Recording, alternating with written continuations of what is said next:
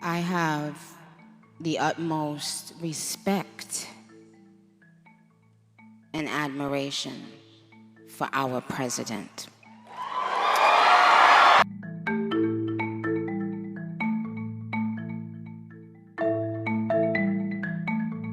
This administration is full of people with heart and soul.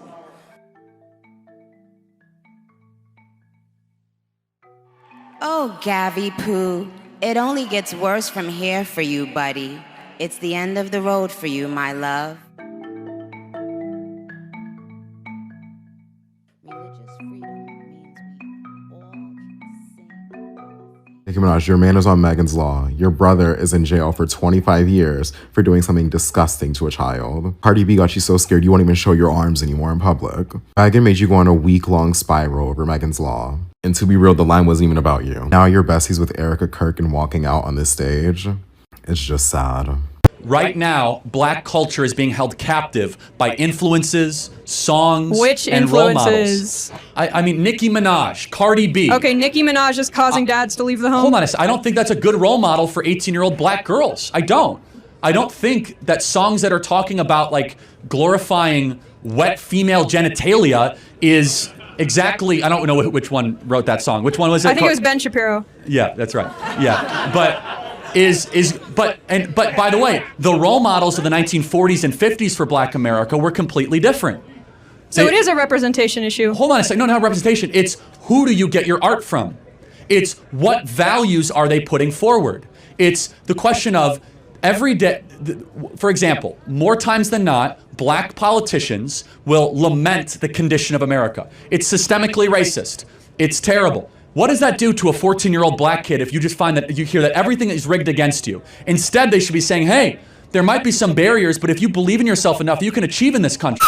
When I pass away, I kindly ask that my best friends do not reveal text messages where I am queening over Nicki Minaj. Candace Owens, I cannot believe you actually did this to Charlie Kirk. Before I show you all these text messages, if you haven't already seen them, Charlie Kirk is literally fangirling over Nicki Minaj. Pull up in a monster automobile gangster with a bad bitch that came from Sri Lanka. Yeah, I'm in a tanka, color a Willy Wonka. You could be the kid. It's time for us to stop listening to rap music and this degenerate hip-hop stuff and go back to the music that built our civilization. Thank you so much. Maybe I'm about to have me some fun. Bounce, bounce, bounce, bounce, bounce, bounce, bounce, bounce, bounce, bounce. Lace like murder, she rolled. Once I get you out the clothes, privacy. They're all liars, so just pick the tallest and most good-looking one, okay? Listen, if the bar is on the floor, at least trip over someone attractive on your way down. You know, if you're gonna get played, at least let it be by someone photogenic. Can we all collectively agree that this was so unnecessary? It was so unnecessary on so many levels. And listen, I'm all for people going in whatever direction that they feel is right. Okay? But the thing is that I don't even believe that this is really how she felt. I have the utmost respect and admiration for our president. Fine. And you're allowed to feel that way because it's your opinion. I just wonder if they feel the same way about you.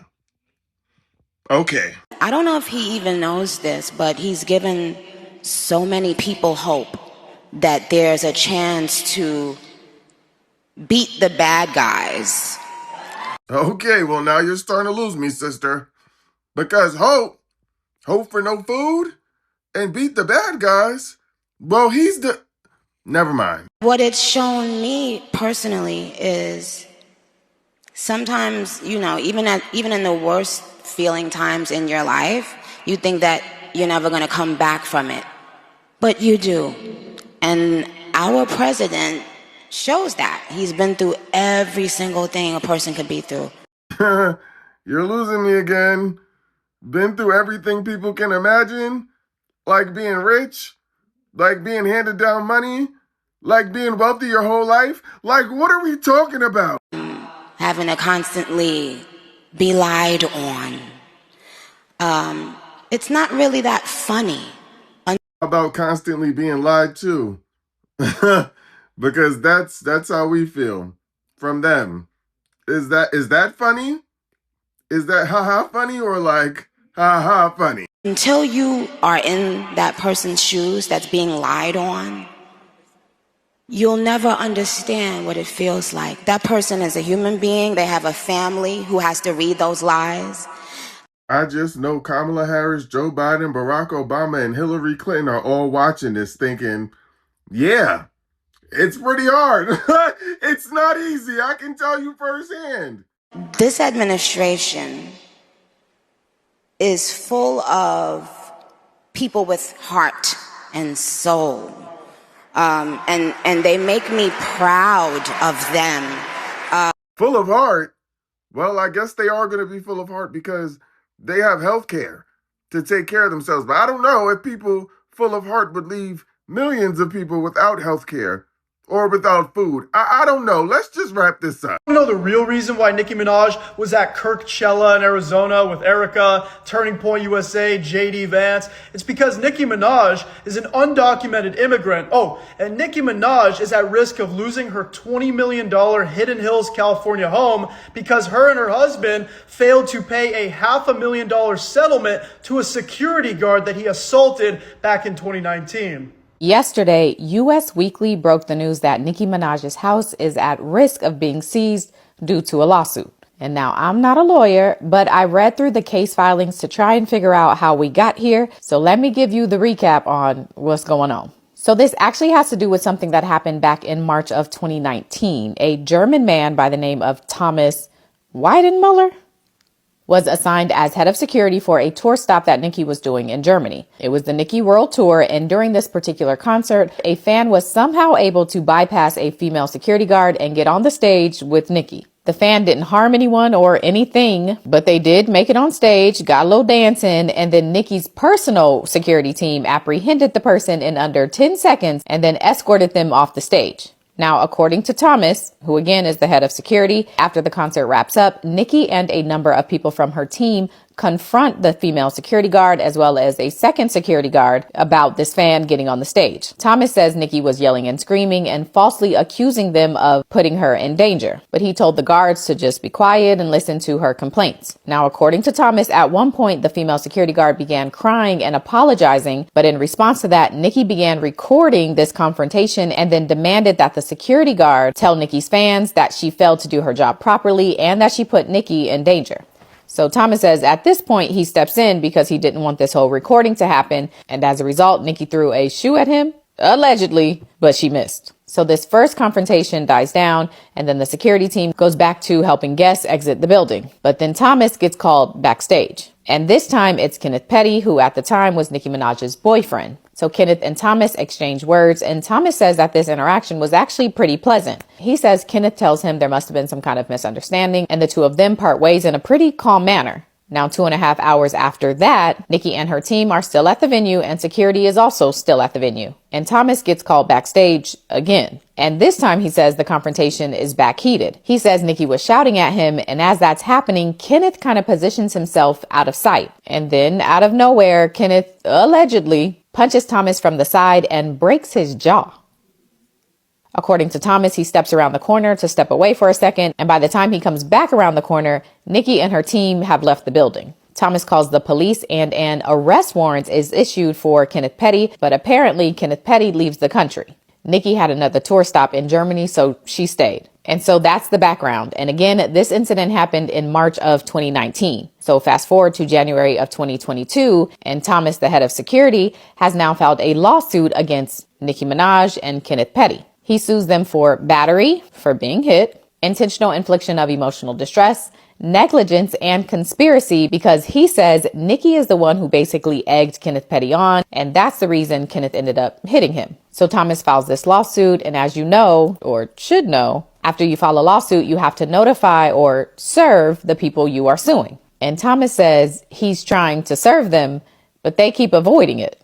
According to Thomas, the first time he tried to serve Nicki and Kenneth was in February of 2022. And he notes that because Kenneth Petty is a registered offender, his address has to be listed on the registered offenders list. So being clear about where they live and what their address is theoretically not a problem. In the documents, Thomas's attorney notes that Kenneth Petty actually got in trouble and was sentenced to house arrest for moving to California in 2019 and not registering his California address with the registry. The point here being, as of 2022, Nicki and Kenneth's address has been on this list, and this lawsuit was also filed in 2022. So Thomas's team is saying, we got the right address. And yet, the documents that were sent first-class mail to this address never got a reply. So from there, Thomas and his team hire a process server company, and they send an investigator out to the address, which again is listed on the registry, to go personally serve Nicki and Kenneth. But she also says she was not successful. This process server says the first time she tried to serve them was February 16, 2022, but no one answered the door, and she notes that they apparently never answered the door. She then tried the next day, which was February 17th, and then the next day, which was the 18th, and then the next day, which was the 19th.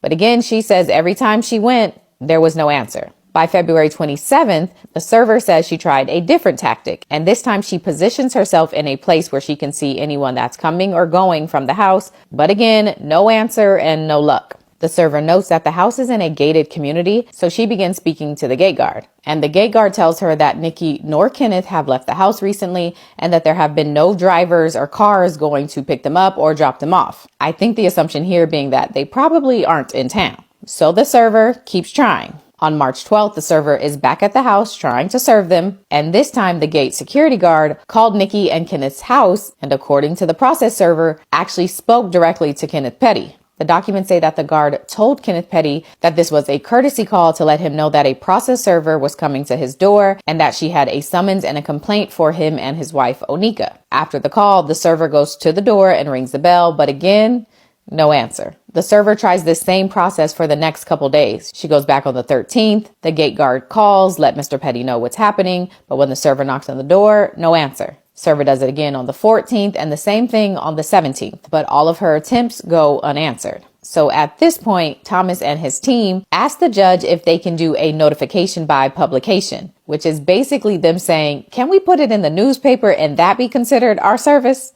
And so that's what they did. In the April 29th, May 16th, May 13th, and May 20th version of a newspaper called The Acorn, a notice was included in the newspaper alerting Nicki Minaj and Kenneth Petty that they were being sued. Of course I looked it up. But as I'm sure you can imagine, if they didn't get it through the mail and they didn't answer the door, they definitely wasn't going to get it in the newspaper. And so again, after getting no response, Thomas and his team goes back to the judge and there's some back and forth. But eventually the judge enters a default judgment awarding Thomas over $500,000 for his lawsuit. But just like the lawsuit went unanswered, this judgment has also gone unanswered. Nicki nor Kenneth Petty have paid Thomas any of the money. And so now he's back at the courthouse asking the judge to do something else. Specifically, Thomas is asking the judge to make Nicki Minaj sell her house so that he can get his $500,000. According to him and these documents, the house is worth about $20 million.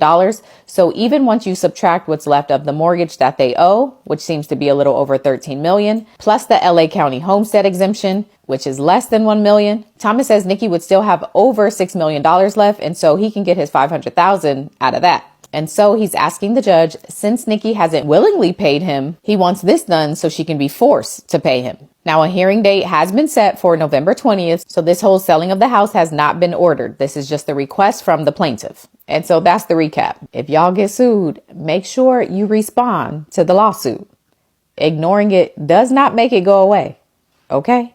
A lot of people underestimate just how far Nicki Minaj is willing to go to try and one-up somebody that she is intimidated by.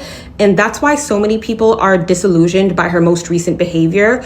But to be quite honest, she has always been this kind of person and nothing has changed. The writing has been on the wall for quite some time now. It's not far-fetched to believe that Nicki Minaj is aligning herself with the Republicans as of right now because her mortal enemies within the music industry are aligned with the Democrats and she feels as though she has been left out of the club. Just like it's not far-fetched to believe that the only reason why Nicki Minaj even got with Kenneth Petty in the first place is because Kenneth Petty is a dangerous criminal and a gang member, and her mortal enemy within the industry, who is Cardi B, is a part of that same gang within New York, and she wanted to be able to antagonize Cardi B freely without having to worry about being attacked. And it actually makes a lot of sense, because in her most recent online spat with Cardi B, one of the things she said in her tweets is, "I outranked you in your own gang," which gives you a glimpse into the inner world and the mentality of Nicki Minaj and how she thinks. Like, she's very petty. She will compete over the most silliest, most stupid things, even if it destroys her. Like, she doesn't care how stupid she looks to the rest of the world. As long as she can have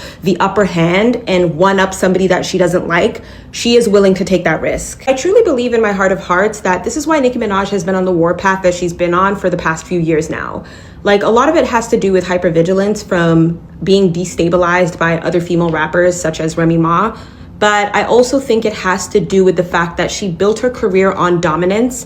And once you build your career on dominating other people, anybody who poses a threat to your dominance has to be neutralized, at least in Nicki Minaj's mind. The reason why this is a plausible theory is because there was a point in time when Cardi B and Megan Thee Stallion would release a single, and then all of a sudden Nicki Minaj would randomly drop a single on the same exact date as them to try and steal attention away from their music while also keeping her name trending in the algorithm.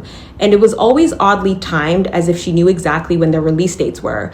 Now, if you fast forward to her online spat with Lotto did reveal to us that Nicki Minaj told her on the phone, "Do you think I don't know everybody's release dates at every major record label?" And in the intro of her Chun-Li single, she narrates, "I kept my spies on you. I didn't like what they reported back. You should have known that this was perfectly designed architecture."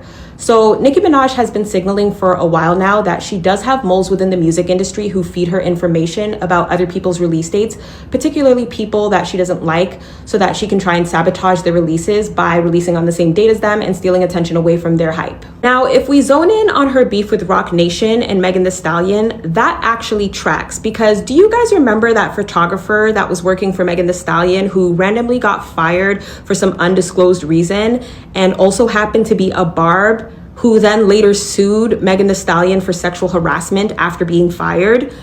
Well, there was industry insider speculation that that photographer was actually working for Nicki Minaj as a double agent and was giving Nicki Megan's release date so that Nicki could sabotage it by releasing on the same day. And basically, the rumor is that because Nicki Minaj no longer has insider sources in Roc Nation, she has resorted to fighting overtly as opposed to engaging in a cold war with Megan. Now, when that's all said and done, Megan Thee Stallion releases 2 singles. She releases Cobra, and Nicki Minaj reacts on Twitter subliminally, and then she releases Hiss, and Nicki Minaj completely loses it. She goes on a 7-day spiral and makes a complete fool out of herself on the internet and releases a terrible diss track, because she didn't realize that Megan had been studying her and her tactics and weaponized her own tactic against her, which is the subliminal jab, baiting the person into a reaction, and then feigning innocence to the public. And Megan completely outmaneuvered Nicki, because Nicki was the one trying to bait Megan into addressing her directly, but Megan played it cool. She refused to be baited. And all of a sudden, she throws in a slick jab and hiss, and Nicki Minaj completely loses face in front of the entire world, giving Megan the upper hand in the spectacle of everything. I don't want this to be a dragged out analysis of Nicki Minaj's rap feuds. This is more of an overview of the psychology of Nicki Minaj and how she built her entire career off of dominating other women within the music industry, not just hip hop music, but also R&B and hip hop as well. When you've built your entire brand off of dominance, you can't not be dominant, otherwise your brand suffers an injury. And Nicki Minaj has been paying attention to the institutional power that surrounds people like Cardi B, Megan Thee Stallion, Jay-Z, and Beyonce. It irritates her because she feels like she's not included in the club. So what does she do? She goes and sides with the Republicans instead to spite them, which is silly because they don't care about her and they're not paying attention to her, but she's paying attention to them because she has a need to be dominant all the time. It feels like an identity fracture when she is not dominating the situation in any capacity. And this is why Nicki Minaj has been on a warpath to self-destruction at all costs just to prove a point. And in my opinion, Jay-Z and Desiree Perez are not concerned with Nicki Minaj as much as her fans would like to believe. I do believe that Nicki Minaj came up with that lie so that she could look justified in attacking them, because she doesn't like the fact that they support Megan Thee Stallion, who permanently fractured her image when the whole his saga unfolded. She doesn't like the fact that Megan outsmarted her, made her look stupid, and she has been on a never-ending mission to destroy the foundation that supports Megan. So to sum this all up, Nicki Minaj is a spoiled brat who is obsessed with power and dominance, and she's willing to destroy everything that she's built just so that she can dominate the situation in the moment, even if it costs her everything, and that is quite a tragedy.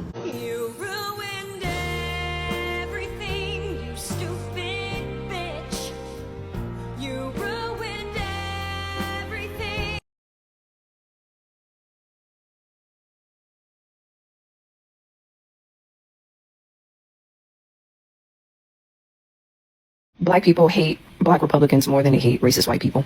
The reason why you're having such a visceral reaction to Nicki Minaj's behavior regarding the MFES convention where she spoke at with Erica Kirk, the tweets of her praising Donald Trump and JD Vance, y'all move and operate as if Black people are a monolith. You don't want to accept the fact that Black people do align with the Republican Party. Nicki Minaj is not a foundational Black American, and neither are you. The both of y'all are Caribbean. So when you say that Black people aren't a monolith, you're technically right, but you're using that phrase incorrectly. Black people globally are not a monolith, but foundational Black Americans absolutely are a distinct political group with a shared lineage and history and a relationship to this country. Our politics were shaped by our unique history in this country. Y'all keep missing that point because you are outsiders to Black American politics. Black American politics cannot be explained or reduced or spoken over by people who did not inherit this history. Our political decisions are not ideological games. They are about survival. Every immigrant who comes to this country must petition the very same U.S. power structures they later claim that are destabilizing their homelands. And once they're here, many of you choose to assimilate over accountability. You run head first into the Republican Party, not because it aligns with justice, but because it aligns with whiteness and proximity to power and social acceptance. That's why Turning Point USA is so attractive to y'all. That's why Christianity becomes a shield. That's why racism gets excused. And let's be clear, this has nothing to do with faith. Real Christianity requires ethics. It requires truth and it requires justice. The Republican Party has none of that when it comes to Black Americans. What Nicki Minaj did, walking onto that stage alongside the wife of a man who has openly promoted anti-Black rhetoric, is not neutral. It's symbolic. In America, symbolism matters. Walking into that stage is no different than walking hand in hand with a Klansman's wife. Pretending it's just dialogue. You're co-signing the ideology whether you admit it or not. And the reason she can do that without conscience is very simple. The harm doesn't fall on her people. She is sacrificing Black Americans for her own personal gain. And y'all wonder why Black Americans are delineating, and we're telling you that we don't want y'all speaking for us, especially when you get over here and you get into politics. This is the very reason why we don't want you speaking for us. Nicki Minaj stood up on that stage using language like we, us, and Black people while speaking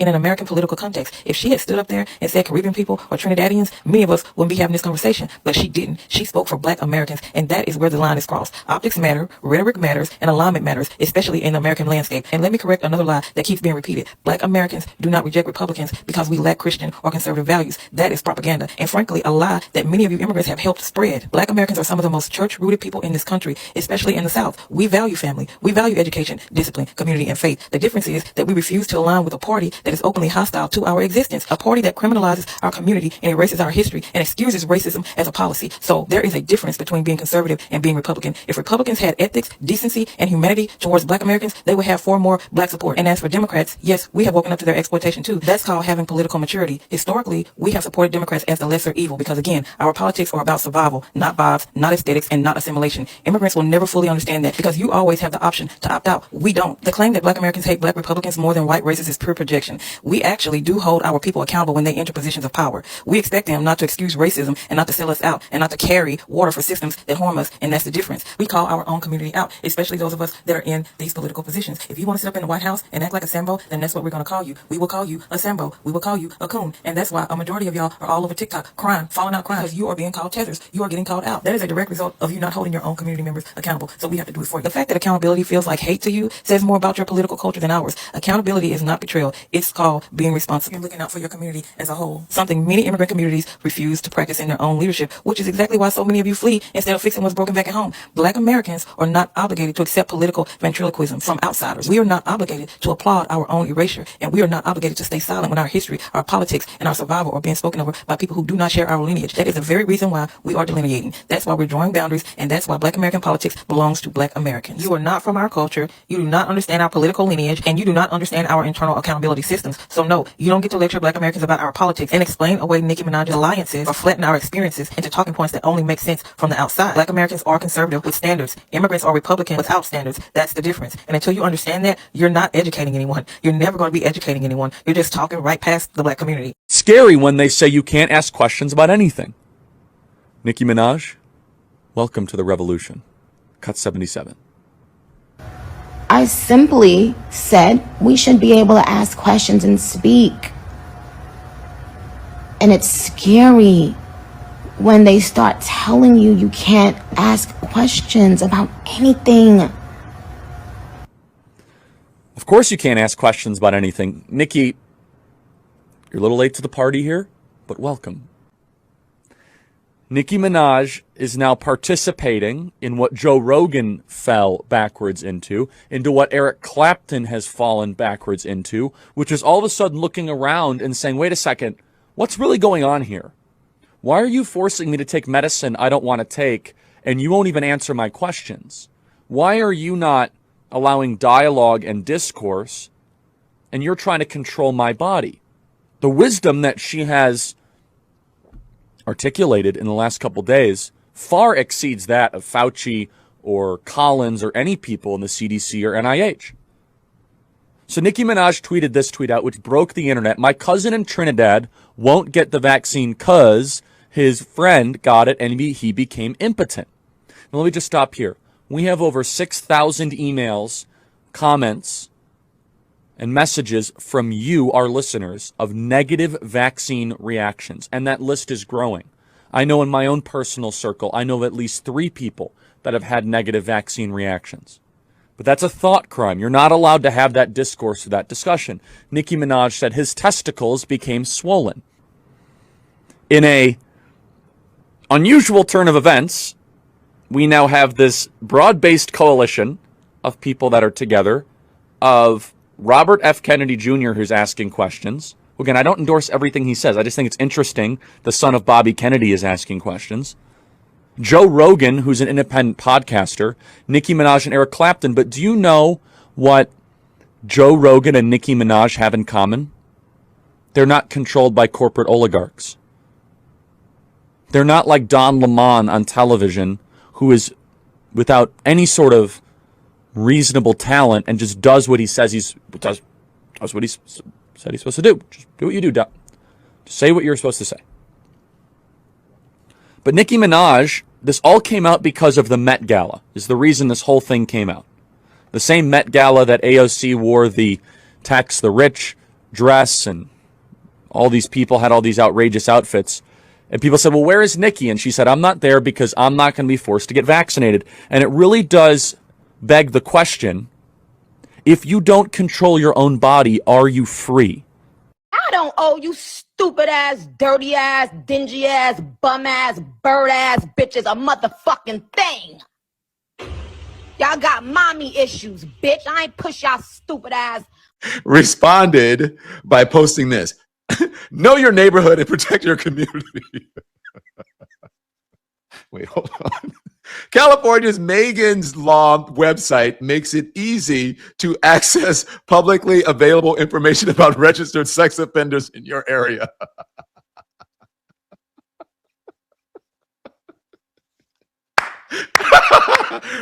Bravo, press team. Whoever it is that's running his socials and his press, that was pretty amazing. You know why it's amazing? It's amazing because Nicki Minaj's husband is a registered sex offender. And as of September of 2025, his name is Kenneth Petty. He was on supervision, remains on supervised probation. This is according to, I think it's People magazine, remains on supervised probation for failing to register as a sex offender in California. Additionally, Petty is embroiled in an ongoing civil lawsuit from a woman who he allegedly sexually assaulted in 1994, and then it goes on. Okay, so he is a registered sex offender, and Gavin Newsom's office posted that. Look, nothing funny about being a sex offender, but that was a complete own. And so again, people don't know what to make of Nicki Minaj right now. She's doing this. Especially with a man who said that black women did not have brain processing power. And black folks are like wondering what is going on with Nicki Minaj. And then she makes the assassin flub, okay? And then Erica Kirk, no less, makes a flub of her own, because people have been calling Erica Kirk a grifter, and others who they believe are grifting off of Charlie Kirk's death, meaning the president, the vice president. Again, that's not me saying that. Well, that's what it looks like, that they're grifting off of someone's death. Erica Kirk has, again, been on this media tour. People grieve differently. But this is a flub that she made about grifting. Here it is. Grit. It has been a long day. Trust me, you're not a grifter, honey. It's all good. I'm sorry. Oh my gosh. I mean, some things you just really don't have to say anything. Is that Freudian? I think that's what they call Freudian. I think that's what they call Freudian. Not to be outdone, JD Vance weighed in as well. JD Vance tweeting this about Nicki Minaj. Nicki Minaj said something at AmFest that was really profound. I'm paraphrasing, but she said, just because I want little black girls to think that they're beautiful doesn't mean I need to put down little girls. I mean, I need to put down little girls with blonde hair and blue eyes. We all got wrapped up over the last few years in zero-sum thinking. This was because the people who think they rule the world pit us against one another. Nicki Minaj rejects that. We all should. JD Vance, what the fuck are you talking about? Nobody's putting down little girls with blonde hair and blue eyes. You think little girls with blonde hair and blue eyes have it bad right now? Ask them that they would rather be little girls, little black girls, or little girls who did not have blonde hair and blue eyes. Just ask them that. Does not mean that you need to put down. I don't know what he's talking about, but you guys let me know if you think that little girls with blonde hair and blue eyes, if they are having issues.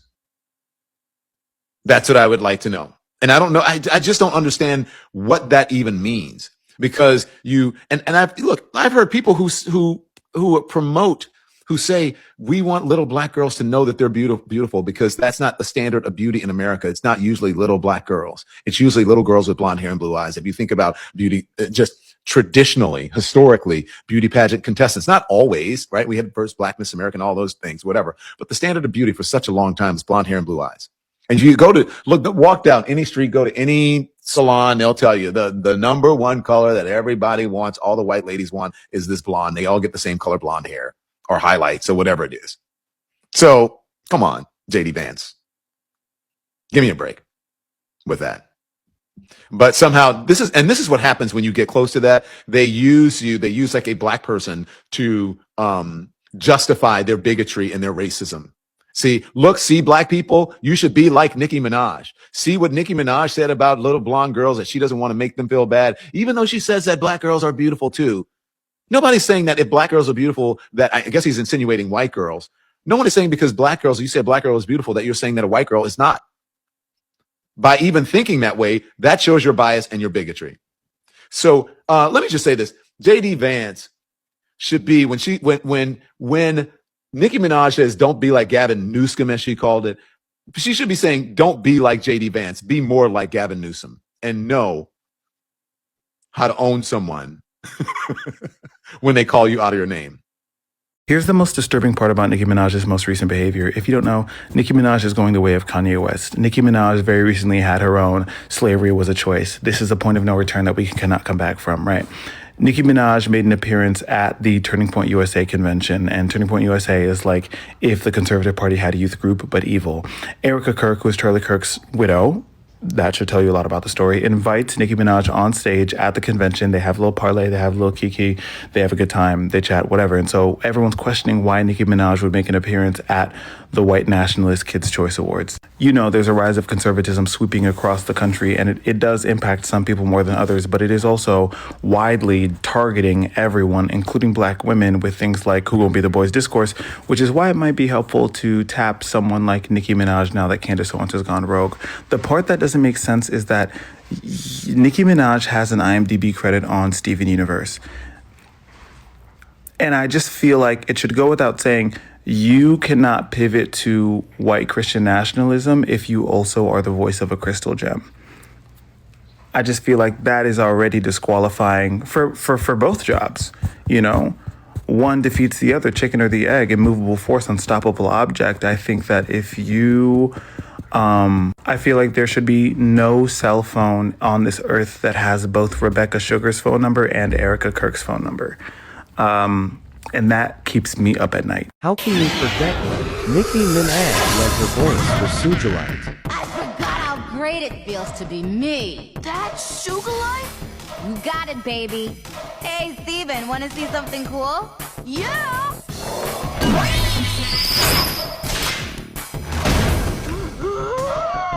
You like that, little man?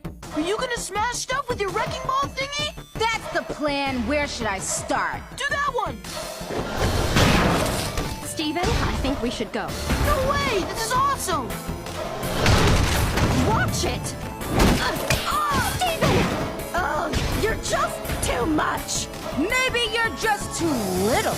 Steven, we're going. Boys, be boys. Amen. Be boys. It's okay. Be boys. It's nothing wrong with being a boy. How about that? Amen. How powerful is that? How profound is that? Amen. Boys will be boys, and there's nothing wrong with that.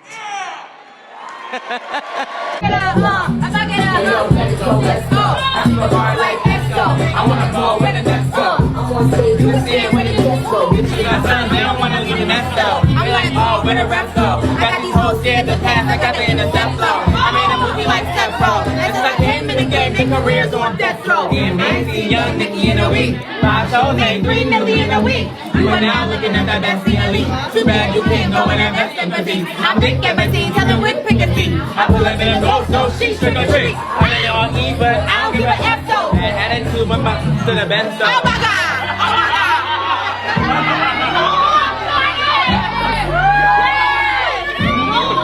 What do you think it's gonna take for us to finally get a gay rapper? Like, what is gonna happen? I am a gay rapper. You got one. Yeah! We love you, Nicki! But when it comes to like the little, you know, the pretty, they come up, you know, hugs and kisses. I'm always down to kiss, you know, the pretty girls. Represent your favorite rapper's face. Because you know that's not AKA sit on your favorite rapper face. And sit on your favorite female rapper face because I don't discriminate. You're not a lesbian, right, Koi? No. I like. Are you bisexual? No, I before though, but I mean. You did? Yeah, it just wasn't for me. After you was up in it, that's when you realized. Do you still like girls? Do you like girls? Yes. So I had a boo when I was in high school. And she was so cute. You know, the thing about Erica Kirk is I 100% believe that that's an arranged marriage. Charlie and Erica, I do not believe for 1 second that they met organically. How do you think they met each other?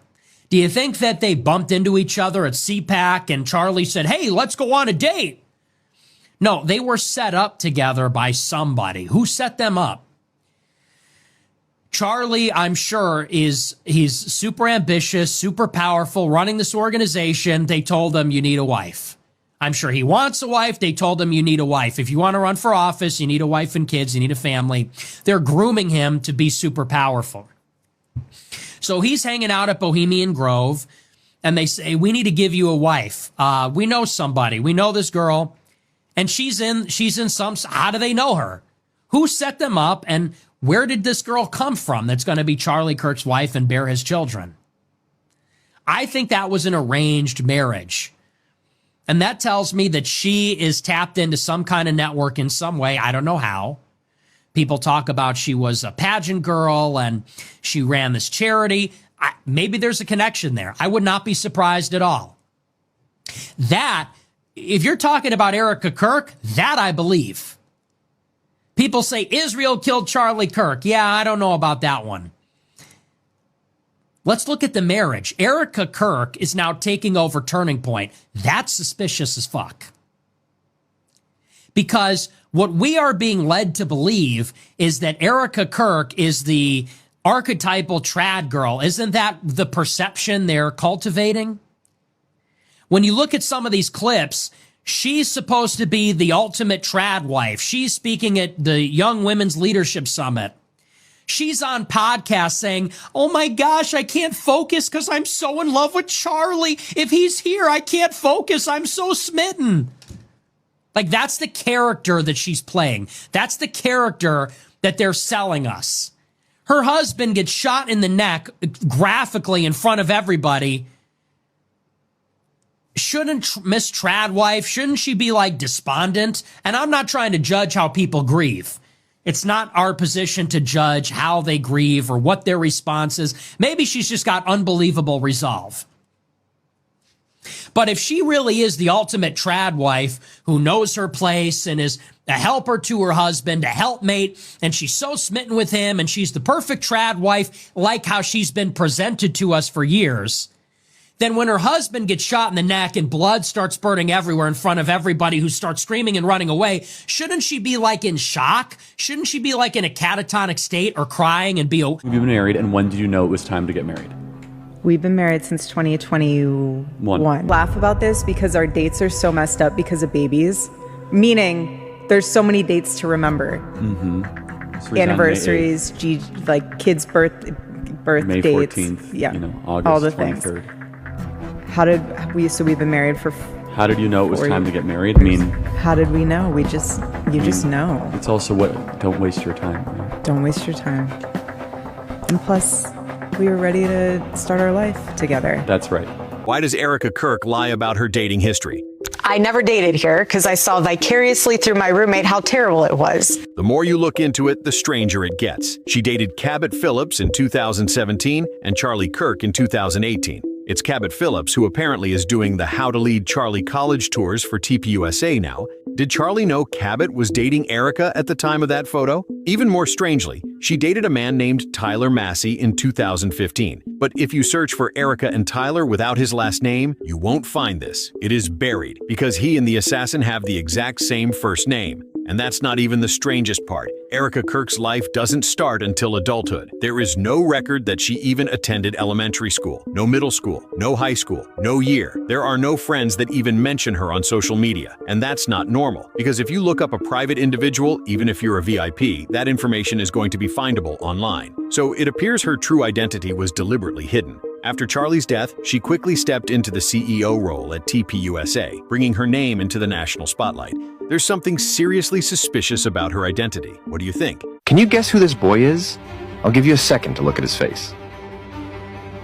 You will know this person growing up, I'm sure. No? How about this picture of the same boy? Or maybe this one? Well, that's a young Erica Kirk, your grieving widow, Jesus enthusiast, an all-round American heroine. It doesn't matter that she has suspicious ties to a country I can't mention, or has been involved with Trump since 2012, or is banned from Romania for totally unfounded rumors linking her to some famous files that her pals won't release. Just be nice to her.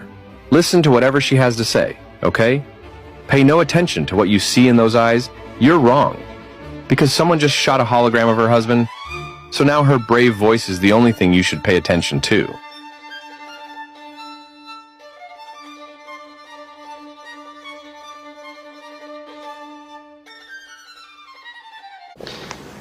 Charlie was answering a question about trans violence when he was murdered. Do you think that was a coincidence? I don't believe in coincidences.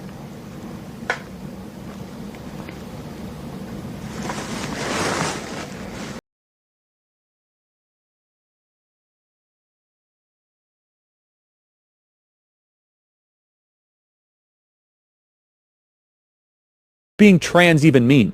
Is that even a real thing? It means you need therapy. And I have compassion for you. Some people say, oh, Charlie, it's too mean-spirited, all of this. Hold on a second. Time out. You know what's mean-spirited? Erasing womanhood. Acting as if XX chromosomes mean nothing and some freak with XY chromosomes can suddenly become a woman. I heard a 90s song the other day at a restaurant. I was like, wow, I miss that country. It's like immediately I have like a flashback to a country where trans weren't able to do Bud Light commercials. It was a better country back then. I'm sorry, it was. Now, I don't know who the person is on the left. Is the person on the left that tranny that came and did the interview with Joe? The TikTok tranny? Got it. By the way, we're allowed to say, since we're on Rumble, we can say tranny, we can say climate change is vastly overrated. The 2020 election was stolen. Stop it, Blake. Vaccines, probably, the mRNA vaccine probably hurts you. What else? I think you covered all of it. Oh, there's a lot Ukraine more than Nazis. That. Oh, yeah, Zelensky is a thug. Tranny. Here is a photo from my spicy site of the legal name taken from the credit card used to Charlie Kirk just dropped $30,000 on a transgender OF model. Are we serious right now, man? And last activity on September 10th, the day that he passed. That means that he has not logged in a single day after September 10th. What coincidence is that? And Charles James Kirk, that is the official name behind the credit card that was charged. Really makes me think that this is not fake, because we're talking about $30,000 linking back to the government official name of Charles James Kirk. There's actually nobody out here who is gonna be named Charles James Kirk on a credit card linking to $30,000 and not being active since September 10th. This evidence really adds up to the point that it is just really hard to believe that Charlie Kirk was not out here subscribed to this OnlyFans creator. You're talking about a credit card line going under the name of Charles James Kirk with $30,000 and last activity on September 10th. This situation's cooked. MAGA's been throwing a lot of gay accusations. We can call them gay accusations. And I have none other than my gay husband here, Don Lemon, here for us to gossip a little bit about this and unpack it, because sometimes we need a respite from the nonstop crime of this administration. So welcome, Don. Hello, Jen Welch. You've had it and you're mad and you've got news for a lot of stuff, right? That's right. Did you see that Milo Yiannopoulos interview? Yes, that's what I want to talk about. Where he's throwing around all these accusations, even saying that he thought Charlie Kirk was gay. I'd never heard that. Yeah. Did you ever get a gaydar ping from Charlie Kirk? No, because I never really paid that much attention to Charlie Kirk, because it's not really in my, in my wheelhouse and just not in my vision or whatever it is that I was interested in. But I had heard the rumors about Benny Johnson. And a lot of folks had about Benny Johnson. And look, I don't know. I can't substantiate any of it. But the rumors have been around for a while. And I know people who have stories about him. And then, Milo Yiannopoulos is an openly gay man. And he said, I've never been sued once. And he believes what he's saying is true. And who else did he say? He said Benny Johnson. He said Charlie Kirk. Oh, and he said, what's his name? Alex Jones, of all people. Like, what? Jen, what? I have often thought, you and I have talked about this. I felt like in some facets of MAGA, there is what I call a DL demon queen problem, where you have these DL men. And, we know what happens when there's a Republican gathering at the RNC or Charlie Kirk's funeral, for that matter. Grindr crashes. And so this doesn't surprise me much. Laura Loomer's jumped in on it. The Kylie put this up. This is where Milo responds to the accusations. And basically, he calls out Benny Johnson's wife, and then he starts accusing them of, he says in the middle of this, if you're raw about people saying you're a swinger, don't be a swinger, girl. Strange how rumors just take on a life of their own, especially given how notoriously prudish nurses are. And he goes into all of this about Charlie Kirk. I mean, this is some tea. And then he ends it with, yours in Christ or kisses, T. I guess that depends on what day of the week it is. Your friend, Milo. I mean, that is just unbelievable. And let's remember, is Benny Johnson one of the guys that was on the Russian payroll? I think Benny Johnson was one. I know the guy show that he was on. I believe Benny Johnson was. Tim Pool was definitely one of those guys. And so it was Milo Yiannopoulos and George Santos on Tim Pool's show when all of this came out, and George Santos being like the voice of reason or trying to calm things down. It's like, wait, what? You just got out of jail, because the president let you out. But I liked it. If you put that back up, the part that I like the part that you pointed out. Hey, so people are posting their selfies in the Charlie Kirk death booth that they set up at the TPUSA conference, and they're tagging him in it. Because that's what I want to do, is I want to smile for a selfie in a recreation of a book where someone was assassinated. There are tons of these. And you want to know how I found him, you guys? I was like, you know what? I bet they're tagging him. So you can go and you can scroll through the tagged images on IG of his account, and you can find all of these. And every single one of them is not tagging TPUSA, mind you. They are tagging him. This is so weird. This is so weird that it's like posing with a dead animal. I don't understand why they felt this was appropriate, why people would wait in line to take a photo with it.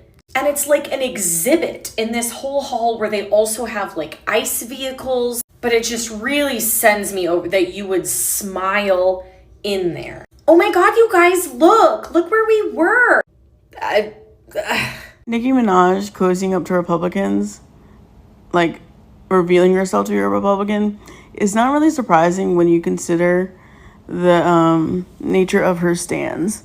The recruitment of like people to the alt-right all has the exact same formula. It's essentially influencer marketing for fascism. So back in the day, Steve Bannon noticed like the Gamergate and the bro culture of gaming, and essentially used like stands of gaming, like hardcore gamers who were rife with unexpressed violence. He saw them as like a politically wayward group of people that just needed a beacon. And so essentially what Republicans have been doing for the better part of 20 years is to identify niche groups of stan culture, essentially, have them recognized by the higher ups in the Republican apparatus. Like, this is a really crucial step. That's where Erica Kirk comes in with introducing Nicki Minaj. The stand-up gains respect from the higher ups, those with authority, through their celebrity or niche interest of choice. And then they begin a very demonstrative reciprocal relationship in terms of trading visibility in different spaces. And that's where you get the alt-right pipeline online, where you see a lot of these alt-right influencers at conservative political events, even if their primary content is not regarding that.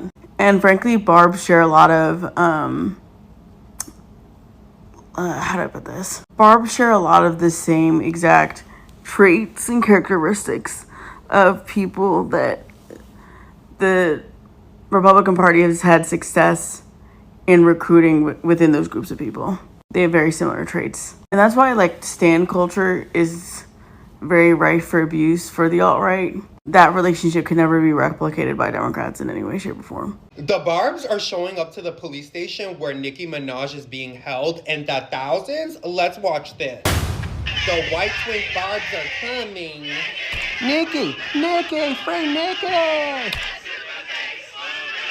So the concert that she was supposed to hold in Manchester tonight obviously is being canceled, but it's being rescheduled. So if you guys got your tickets to that concert, don't worry, she's gonna be showing up. But she tried every single way to get out of the Dutch police, but they ain't letting her go. This is the guy who stashed all that stuff in her luggage. And can y'all believe this is the prison cell the Queen Nicki is being held in? Like, girl, she could barely even squat in here. My question is she in there in full glam? By the way, this is the Instagram of the pilot, wink, wink, Barbs. And it's just so funny because the Manchester event is all set up, and look at the staff's reaction to Nicki Minaj being arrested.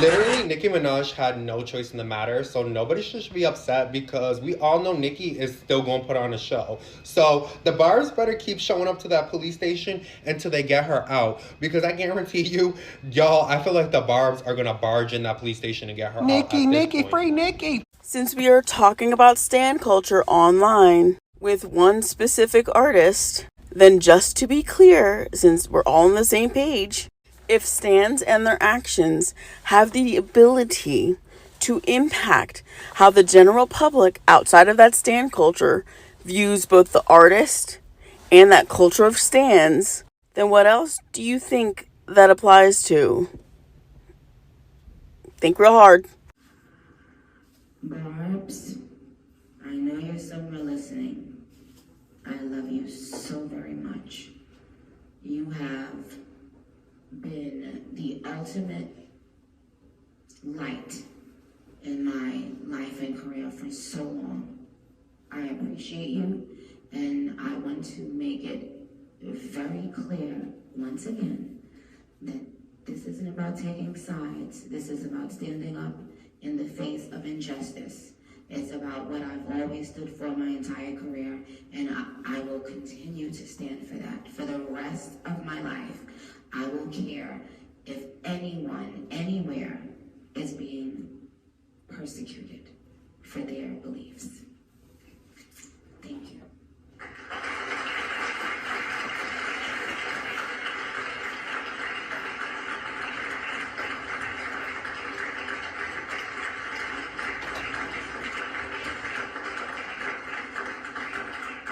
What I'm supposed to do? Choose being a Barb over being a black woman? Do you know how many of my sisters in Washington, D.C. are home because of this man coming in and ruining their whole careers that they worked for 20 years? This administration? And people saying that the fact that my grandparents couldn't get a home loan until the 70s, and white Americans could get home loans in the 20s and the 30s, that head start doesn't impact us today? I'm going to be honest with you. A lot of you black Americans that come from immigrant communities never can understand what the real descendants of slavery have gone through. Y'all be so quick to ride and forgive people because you truly believe that the American dream is the American dream. Because you came here and your people made it. But your grandmothers weren't raped in this country. And your grandfathers weren't also raped. And you know your last name. And you weren't used. Your hair wasn't used to stuff mattresses and chairs. Look at the screen. That's mine. And that's what you're going to settle for. I'm going to stick beside him. I'm not a Barb, so take this with a grain of salt. I'm also not a Swiftie, so take this with a grain of salt. But in my mind, both Taylor Swift and Nicki Minaj have the same relationship with both their industry and their stans. They just express it in different fonts. Both of them kind of expect at this point to be revered at the top of their game currently and view anybody else coming up as a threat. On Taylor Swift's behalf, this manifests in her releasing a new album every time one of her competitors releases an album so that her album charts above theirs. And with Nicki Minaj, it's kind of like starting a fight with the person who is charting every single time they put out a new album. Likewise, they share the same relationship with their stans that the other one has. Essentially because both of them are kind of revered as the top of their game, and having been the top of the game in the past, their stans kind of serve as a buffer between them and potentially growing their audience. They're there to defend their favorite artist no matter what. However, in fact, it actually keeps people from navigating towards them through discoverability because the stans are kind of that buffer. With a high barrier for entry and a code of conduct that doesn't really allow for people to understand and grow with the artist, it demands allegiance immediately. But what winds up happening is that the stans, the fans, they create this sort of in-group that is so insulated that they don't realize that they're actively detracting people from growing with the artist, but also keeping that artist from growing and developing into the artist they could be, because there's always going to be a group of people that will stick with them no matter what, that will buy their albums, that will defend them no matter what. And why is this an easy observation to make despite not being a fan of either of them? Because it also happens with politics. Bitches ain't shit and they ain't saying nothing. 100 motherfuckers can't tell me nothing. I bees in the trap. When I started calling my fans the Barbs, there were no rappers naming their fans. There were only two people at that time, and I don't know which came first. I know Justin Bieber and Lady Gaga. They had Beliebers and Monsters. That was it. That was it. Now, every single human being that becomes an artist gives their fans a name. Even artists in other countries, I didn't even know that. Like some of the African artists that I love, when I would look into them, they would have names for their fan base. And I was like, whoa. Honestly, who needs a Wanda Maximoff Scarlet Witch to rewrite history when you have Nicki Minaj herself rewriting history? Nicki Minaj, I love you. And this is coming from someone who literally was there since your mixtape day. And I love you despite how hard you have made it to support you these last few years. But you are dead wrong. How are we just going to erase Beyonce's Beehive out of existence as if she's not been naming her fan base the Beehive since '03? Now, granted, Nicki Minaj did say there were no other rappers that were doing the whole name calling thing. But then she alludes to say that Justin Bieber and Lady Gaga were the only ones at that time when she first started coming out, like around '09, to name their fan base. As if Mariah Carey never had the Lambs. As if Rihanna never had the Navy. We just said Beyonce had the Beehive. But if we're talking about rappers, now, rap isn't my favorite genre, nor is it my main genre that I go to. But I thoroughly remember Lil' Kim naming her fan base the Beehive, B-E-E Hive. But it's safe to say that naming your fan base a certain name is not a new concept. And I personally believe that Nicki Minaj wants to be the first to invent everything. Like, I feel like if she could erase anyone's accomplishments and like kind of make it hers, she would. Because that's the temperament of Nicki Minaj. But to me, Nicki Minaj is a little bit delusional, because for you to get up on this app and say that you were one of the first rappers, or if people, artists, whatever you want to call it, to start naming, and then after that, all of a sudden, everybody's, whoa, have their fan base now has a name. That's just simply not true. That has been a concept for a very, very long time. And then in this same interview, I saw another clip of her saying, well, rap is now competitive, and if you're making it a competition, then you're in rap for the wrong reason. Aren't you the same person that said competition, why yes, I would love some? Aren't you the one that's always going back and forth with these new girls and comparing your stats to theirs as if they are given the same complexity of, you know, the environment of music that you were brought up in? I mean, to shove in these new girls' faces that you're debuting with 100, 200, 300K is not even the relevancy that I think would be for the conversation with you and the new girls. I said in the previous video, I would expect these new girls to be debuting at 60, 45K in their first week, because we are now in the streaming era, the era that you fought so hard for.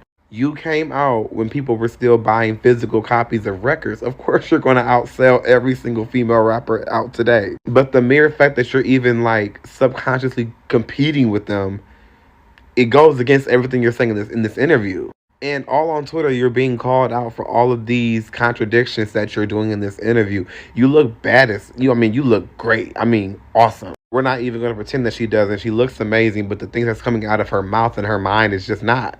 She's trying to sound so wise and so, like, you know, been there, done that, which she has, but does not display well in this interview. But to downright, like, allude and imply that you were the one that started, and whoa, like, you know, now everyone in different countries are naming their fan bases now. That's kind of not true. And it did not start with the whole Barbs movement. Again, I love Nicki, but this is not good. Gosh, gag.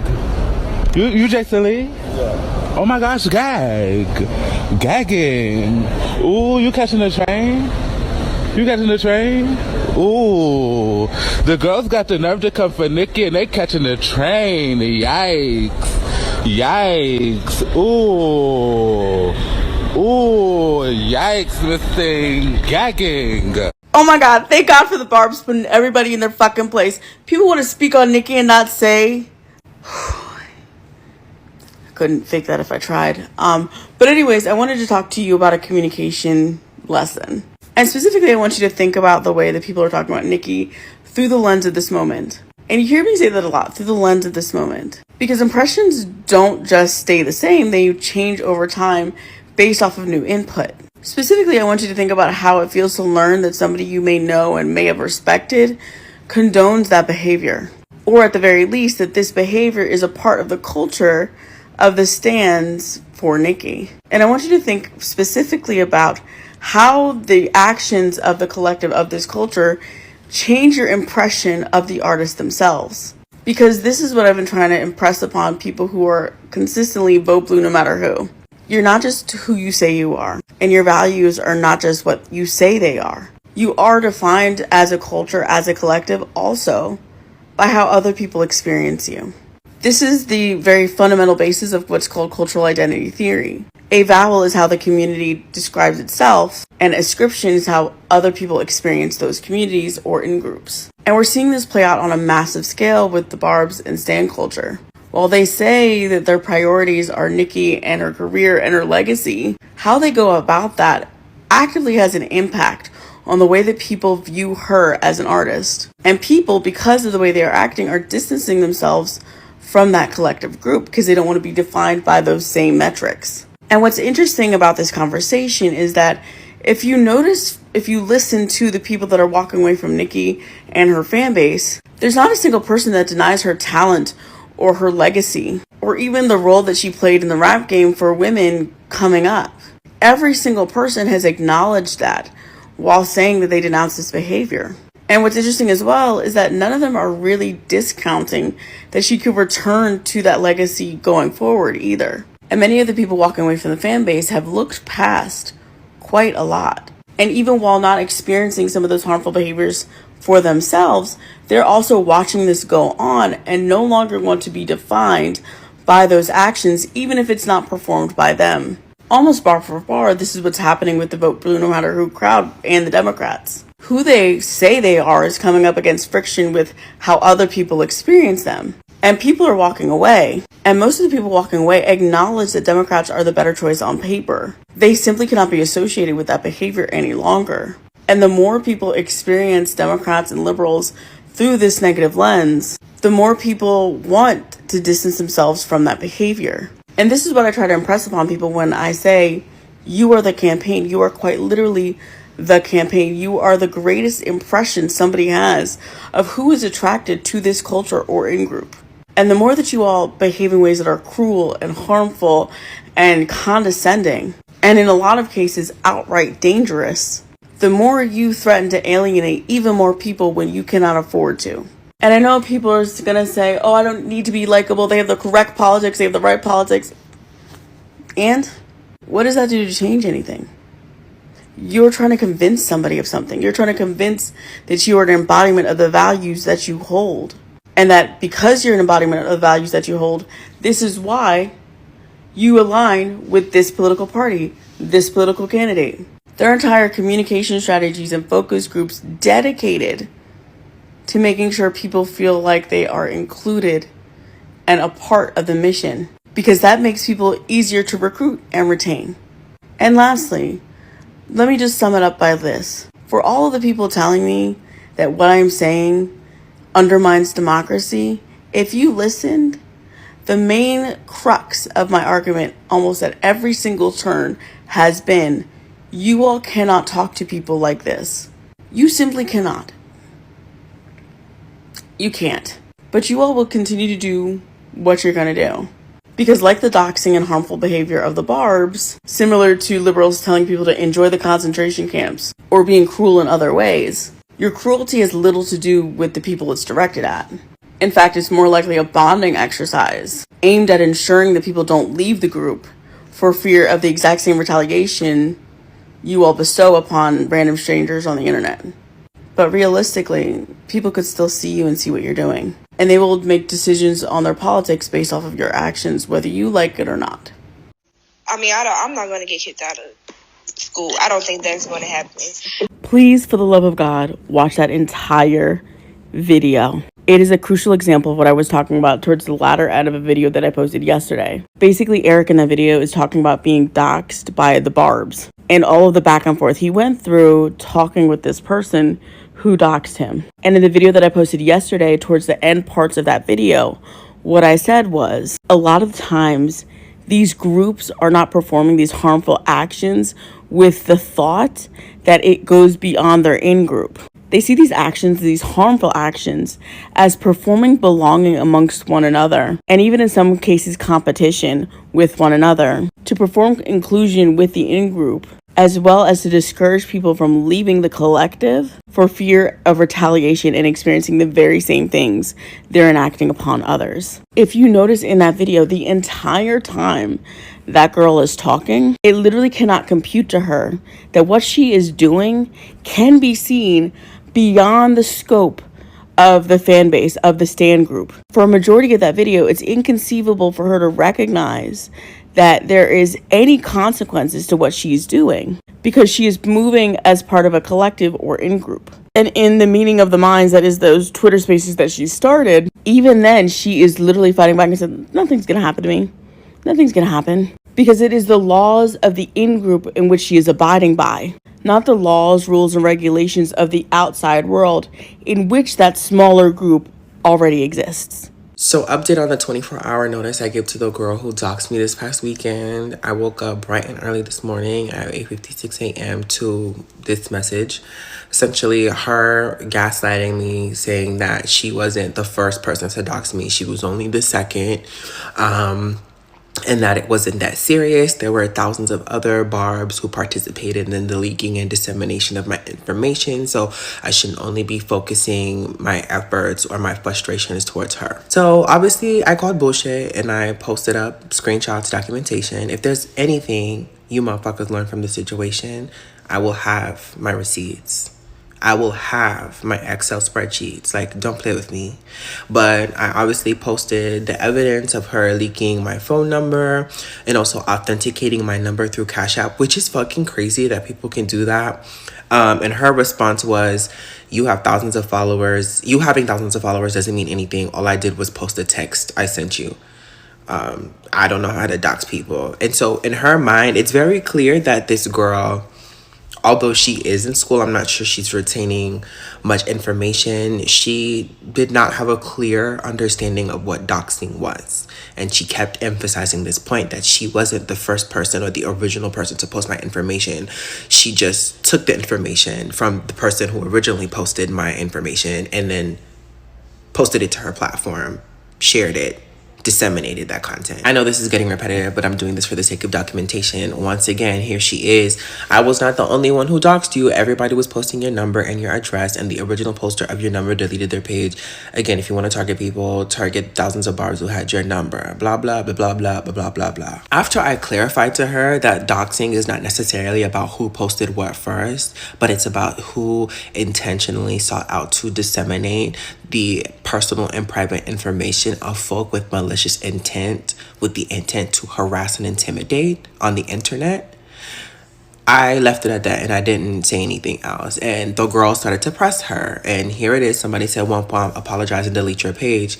And she doubled down. This whole entire time, she's doubling down. She's telling me, "I'm not going to delete my page. Sorry." And I said, "Okay, bet." So now we're at the point in the morning where I'm tired of the back and forth. At this point, I'm drafting a letter to the dean of the college at which she majors in nursing in. I put together a PDF compiling all the screenshots and documentation I collected over the past weekend. I'm adding short synopsises and descriptions alongside each screenshot to corroborate my claims that this person is the sole owner of the account. And I'm compiling screenshots and evidence across all her socials. I'm saying this picture's on her Twitter and it's also on her Facebook and it's also on her Instagram, and she just celebrated her birthday this day, and this is a picture she posted of the cake on Twitter, and this is the picture that of the same cake that she posted on Twitter that's also available on Facebook. I'm creating a network. I'm mapping things out because the Virgo in me is like, we're gonna get this shit done. And this is her apology. She's getting closer. It's getting closer to the afternoon. She's starting to come to her senses, and now she's giving the Barbs a pep talk. Now she's telling the girls, you know what, maybe it's not that serious. We all may love Nicki, but at some point we have to realize, you know, what's far and what's too far. And my only thing is, why are you coming to that realization now? I gave you an opportunity. All I wanted was for you to apologize and to take down your account and to take down my personal information off of your account. So now why are you posturing yourself as some sort of victim? Mind you, all this chit chat on her account, all these apologies that are coming out closer to noon, way after she's doubled down, way after she's deliberately disrespected me and told me to my face, like, you're not getting shit from me, you're not getting my account deleted, da da da da da. I'm blocked. I have not received a direct apology, just back and forth since 8 a.m. in the morning. And I'm over it. So the email was sent at that point. Then she hops on Twitter Spaces, and here's a clip from that conversation. You've already admitted to it, so please, I think you need to do something else. I don't even think you should have this space open. I think you You should close this. I'm sorry. I'm nervous for you. I hope you can hear it in my voice. I'm nervous for you because this is not nothing to play with. You felt threatened. I don't really think that he's gonna. I'm not gonna get kicked out of school. I don't think that's going to happen. I just think that he only said that was to get me to apologize, but at the same time, I made this space to address the situation, but also to tell other people, like, bruh, don't participate in what these other stands are doing. Anyways, while that was happening on her side of the block, this was the letter I drafted up for people who were inquiring about ways in which they could support and assist me in reporting her to the academic institution which she attends. This is part 2. You can pause to read. And then just like that. Mwah. No NCLEX. Now, a lot of y'all were asking me, why did you ask her for an apology? Why didn't you just go straight to reporting her to her college, her institution, and filing a report with the FBI and blah, blah, blah, blah, blah. And in order for me to answer that, I'm going to have to give you some background on what I've been dealing with the past couple of years with this particular stand base. The first time I ever took to the internet to speak up on Nicki Minaj was in defense of a mutual of mine by the name of Pablo. Pablo is transgender non-conforming. Nicki had directly targeted them on here. I don't know if some of you guys remember. I made a video, spoke up in defense, and then soon after that, Kenneth Petty's victim came out, did an interview with The Real. She shared her story about her assault and shared details around how Nicki tried to pay her off and silence her and blah, blah, blah, blah, blah. Then it got to a point, I'm listening to interviews, I'm reading court files and documentation, and I'm like, we have to call a thing. Like, nobody's talking about this. After coming across and discovering this information, the more I started to have these conversations online, that is when I started to draw more attention from this lady and her stand base. It got to the point where every tweet, every thought that I shared on the internet, specifically on the Bird app, it was blown out of proportion. Words that I never said were now being inserted into discourse. People were now starting to take my things out of context. And now the point of, oh, Eric must be a misogynist because he's speaking on a black woman enabling predators in the industry started to become a talking point that was recycled over and over again for at least a year, 2 years. So in the span of 1 to 2 years, these stands are working diligently to create an air of controversy around me that ultimately shifted the public's perception of my presence online, specifically on the Bird app. So for the last 2 years, because of my decision to speak out on behalf of my mutuals, but also on behalf of victims of sexual assault, myself included, because I'm familiar with that kind of abuse, I grew up in it, the Barbs literally sought out to paint me as some sort of vindictive misogynist who was attacking black women, who's misogynoristic, always getting into fights with black women.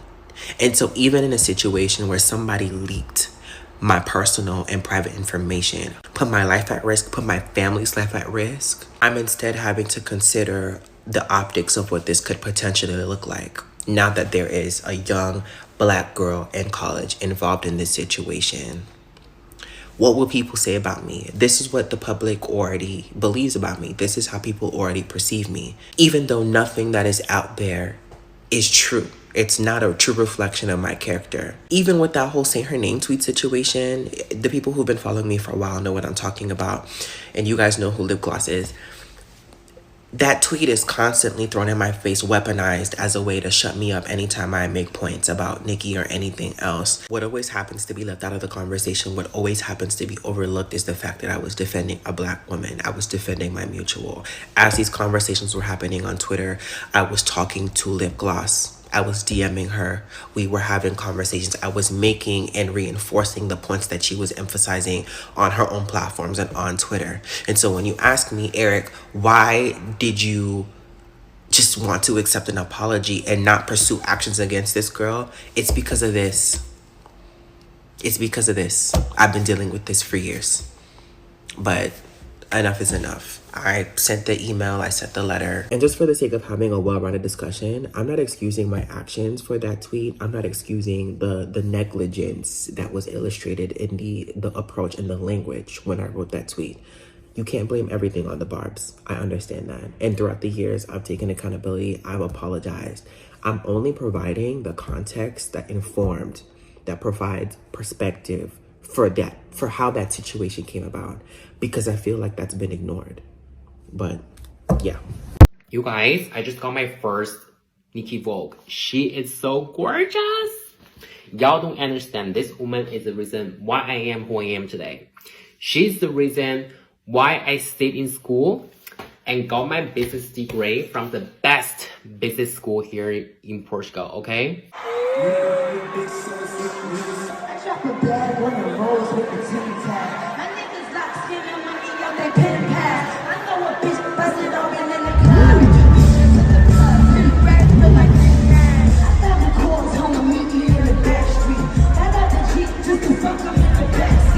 Downtown Barbie, pushing a pink Ferrari. I raced through Africa just to see the safari. I am the baddest in America, thicker than a Jericho. Just as Erica, the black Sarah Jessica, Jessica. Don't be text messaging me, I never check my messages. Only thing you can ask me is how I want my sandwiches. I want more cheese. Like, who's the fairest? You the motherfucking fairest. What I drop on this watch? I don't know, about 150. I'm who they wishing to be. These hoes is, I'm just playing, I know y'all.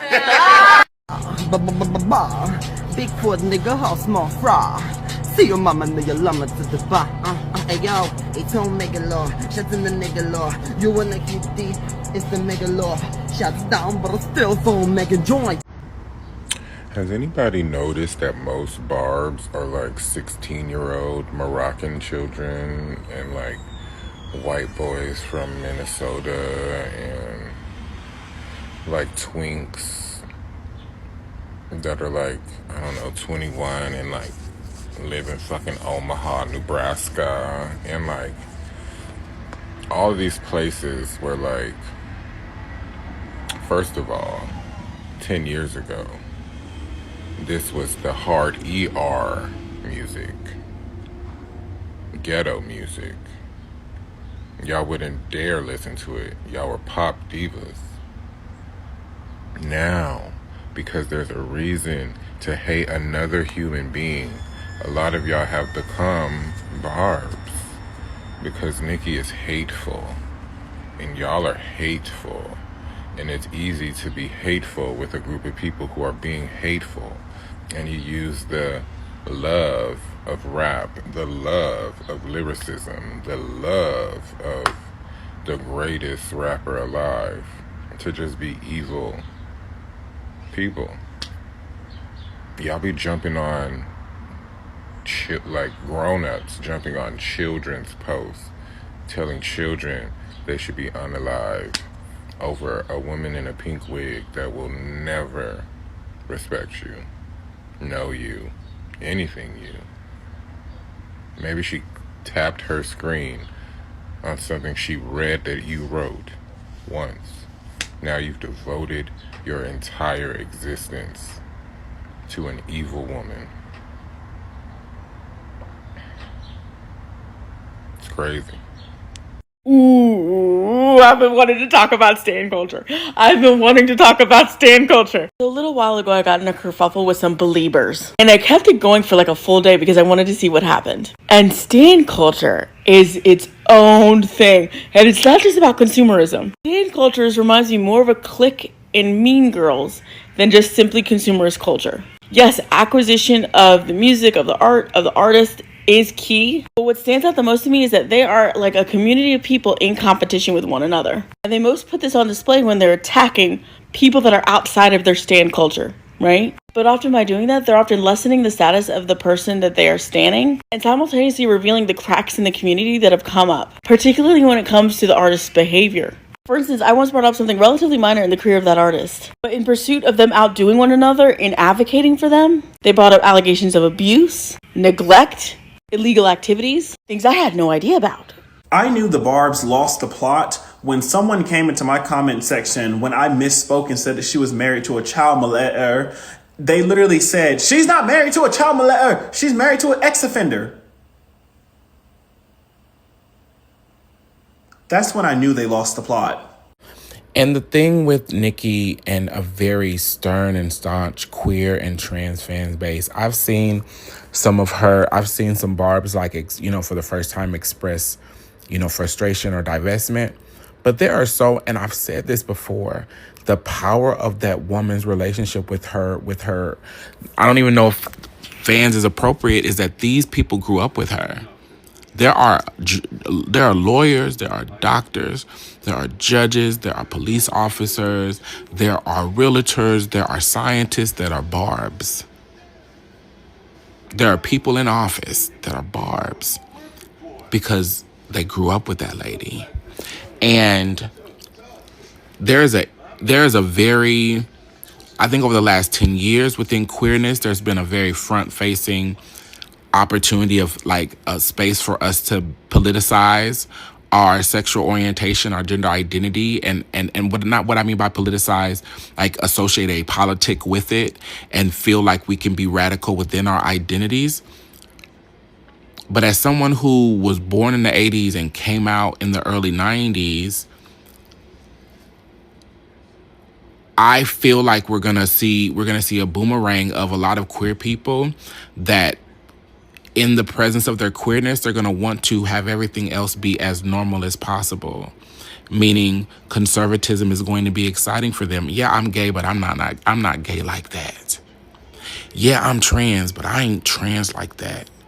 You know, and I don't even think it's gonna give I'm trans. I think it's going to be the trans goal is gonna go back to being stealth. The trans goal is going to be to go back to being stealth. The trans goal is going to be people are going to disappear and come back 10 years later looking like somebody else. We're not going to, I feel like that's going to be the next shift. And it's going to be the gays and the lesbians doing their things. The bisexuals are going to figure out where they land. I think that's going to be the next decade. And this culture where people are going to try to, again, be as normalized as possible when they exist in what society may label as incongruent identities to the norm. Shit out my motherfucking face. Why are you touching me? Why are you touching me? Girl, I don't even know you. Boy, get out of here. Please back up. Boy, get out of here with your gay ass. Back up. Get out of here with your gay ass, bro. Back up. Get out of here with your gay ass, bro. I don't know you. Get out of here. I don't know you either. I don't know you. So what's why up? are you up on me like that? What's up? Why are you up on me like that? What's up? What's up, gay boy? Please back up. What's up? Please back up. What you gonna do? I don't even know. What you People gonna started attacking me do? for no reason. Nah, this nigga need to crop that shit up. I don't know you. I'm sick of this gay ass shit. I don't know you. I'm sick of this gay ass shit, bro. I don't know you. I came in this store. Nah, fuck that shit. I don't know her. I'm gonna report for my crew. I have a government job that I'm not I trying don't to give a lose. fuck about that government job. You need to not have no shit. No, just go. I don't even know her. I don't know her. This And gay she's ass still shit. trying to attack me. I'm about to call the police on you. bro. I want you to back Call up. the fucking police. Fuck a Christmas. Come on. Fuck a Christmas. I'm sick of this gay ass shit, bro. Like, you need to cover that shit up, bro. I don't even know her. I don't even know her. I don't even know her. I'm about to check on my damn groceries. I don't even know her. Like, for real. Get away from me. Why are you still following me? Get away from us. Please, why are you still following me? Get out of Why are you here. still following me? your And it's gay okay. ass. I'm about to call the police You need on to put some No, I'm fucking about to clothes call- on, Bitch, I bitch. have on clothes. Bitch, no, you the back fuck you up. don't. Get away from me. What Why you are gonna do? why are What you so gonna do? close? Why are you so What you gonna close? do? Yeah, man. Why are you so No, like, he ain't no for man. real? This a bitch. Please back up. This a Please bitch. back up. This I'm a begging bitch. you to back up. What I'm you gonna begging do? you to get away from What me. you gonna I'm do? begging You you to can't get hit it. me. Please. Don't touch me, nigga. With your gay ass. Come on. Don't touch me. I really want you to back What's up. up? Don't touch me with your gay I really ass. want you to back up. Don't touch me with your. I have been gobsmacked of the people I've met who are Barbs. Like, yes, there are the people who do kind of fall in that Arrested Development classification, but I'm not gonna cap. Like, there are people all over who deeply connect with that woman. And I think that's just something that we, I need to sit with, or I sit with. Like, I just realized I've been in mixed company. I've been all sorts of places, and that lady's name comes up, and it's like, oh. Because regardless, she was like the Beyonce of rap. You know what I'm saying? Just like there are Little Kim fans in all areas of like our community. I think the difference with Nicki is how that relationship was curated and how deep it was and how personal it was. This lady is sitting up on spaces with these children, you know.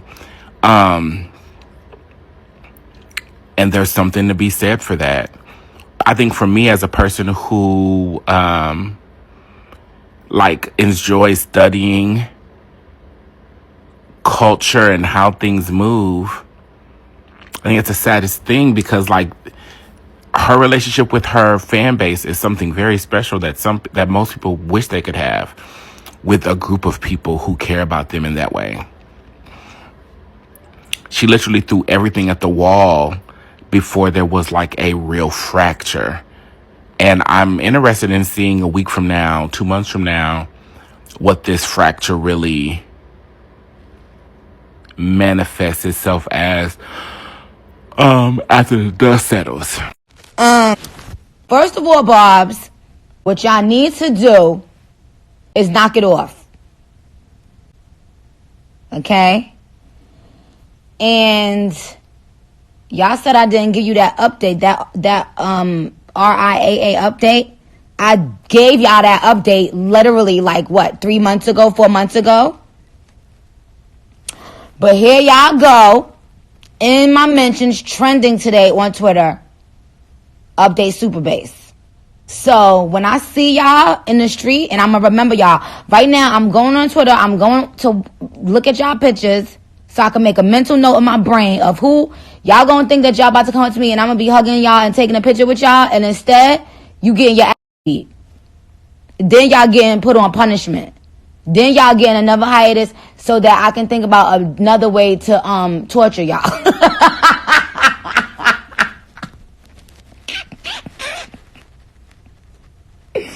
Okay? Because we not about to do that. Talking about y'all about to roll up on RIAA. That's what y'all not about to do. Hi, warrior _ baby. We just want that diamond. Sweetheart. The GOAT is diamond regardless. My diamond. Everything about the queen is diamond. You don't know that? You don't know that? Come on now. But anyway. Please go home and be safe and protect yourself and be safe and just know that you guys can do any fucking thing you put your minds to. The same way you feel about me, I want you to feel about yourselves. I want you to go after your fucking dreams and your goals and do not ever fucking settle. Promise me you're never gonna settle. Promise. Okay. I will though, but I love you guys. You know I love you guys. I love y'all so much. Yesterday I was out shooting the video, so I got sick, and so today I wasn't feeling too good, but I had to go and for Drake. But anyway, I love y'all, and I will never ever fucking forget you. Okay? I'll see you on tour. Okay? My birthday tomorrow. Happy birthday, baby. Be good, y'all. Thank you. Yesterday, I posted a video about Nicki Minaj deactivating her Instagram and losing 10 million followers. There were some things that needed to be corrected, so I took the video down so that we're not spreading misinformation and that I'm giving you all the most accurate information. As I said in my last video, Nicki Minaj's Instagram was deactivated back in October following the back and forth she had with Keisha Kayor, Gucci Mane's wife, about mental health, and the back and forth that she was having with Cardi B. Now, some people were speculating that she was back on Instagram before her interview with Erica Kirk on Turning Point USA. However, when I did some deeper digging, it seems that she never reactivated her account after October of this year. Now, when it comes to the rumors about her losing 10 million followers, it seems that she has lost a significant amount of followers across all of her platforms, TikTok and Twitter included. Now, as I said in my last video, I'm surprised that she's losing any followers because the Barbs, they're delusional, and call it what you want, but they're thorough. They will stand behind Nicki Minaj even if it means that it's at their own detriment. Now, I do think that if she continues to get the backlash that she's getting, she's going to get quieter on social media platforms because she's coming out with an album in March and she can't afford for her sales to not do well, especially after everything she said about Cardi B. I'm going to put it to you like this. What the pink lady has done for me in this lifetime, emotionally and psychologically, there is nothing that she can do to undo that. Okay? I don't care. And we don't care. And I'm just like, I'm not, because I'm getting a lot of comments and like DMs and stuff. What do you think about Minaj? What do you, Erica Kirk, Anaconda? What do you think about, and I'm just like, I don't care. I love Nicki Minaj. Nicki Minaj has been the foundation for so many important things in my life and in my maturation. I think that my Barb performance is a little bit bigger than like my actual standship, because I'm like, y'all know I love the Queen album and y'all know that I love like Minaj and her entity, but it's like, am I at home all the time Minaj, like Papa Barb and on all the other Barbs? No, and that's okay. I'm a different type of stan. But would I ever switch on Nicki in any decision that she makes? No. Face front, right? Corporate giants and machines went against her. You have no idea, and I have no idea what her life is like that makes her make the decisions that she makes. But what I know is she has been the one consistent thing in my life since 2009.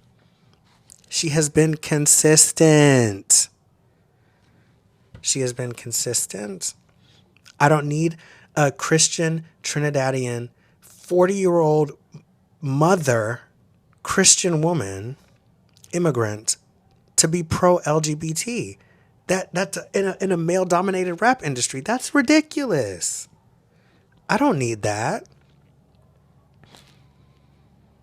Nicki's the reason why... Nicki and Israel is the reason why y'all have your fucking PrEP, why you have your hormones.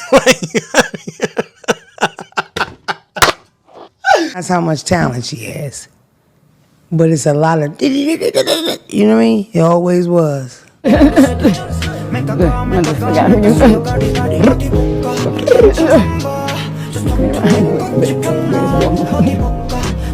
Y'all? Huh? You okay?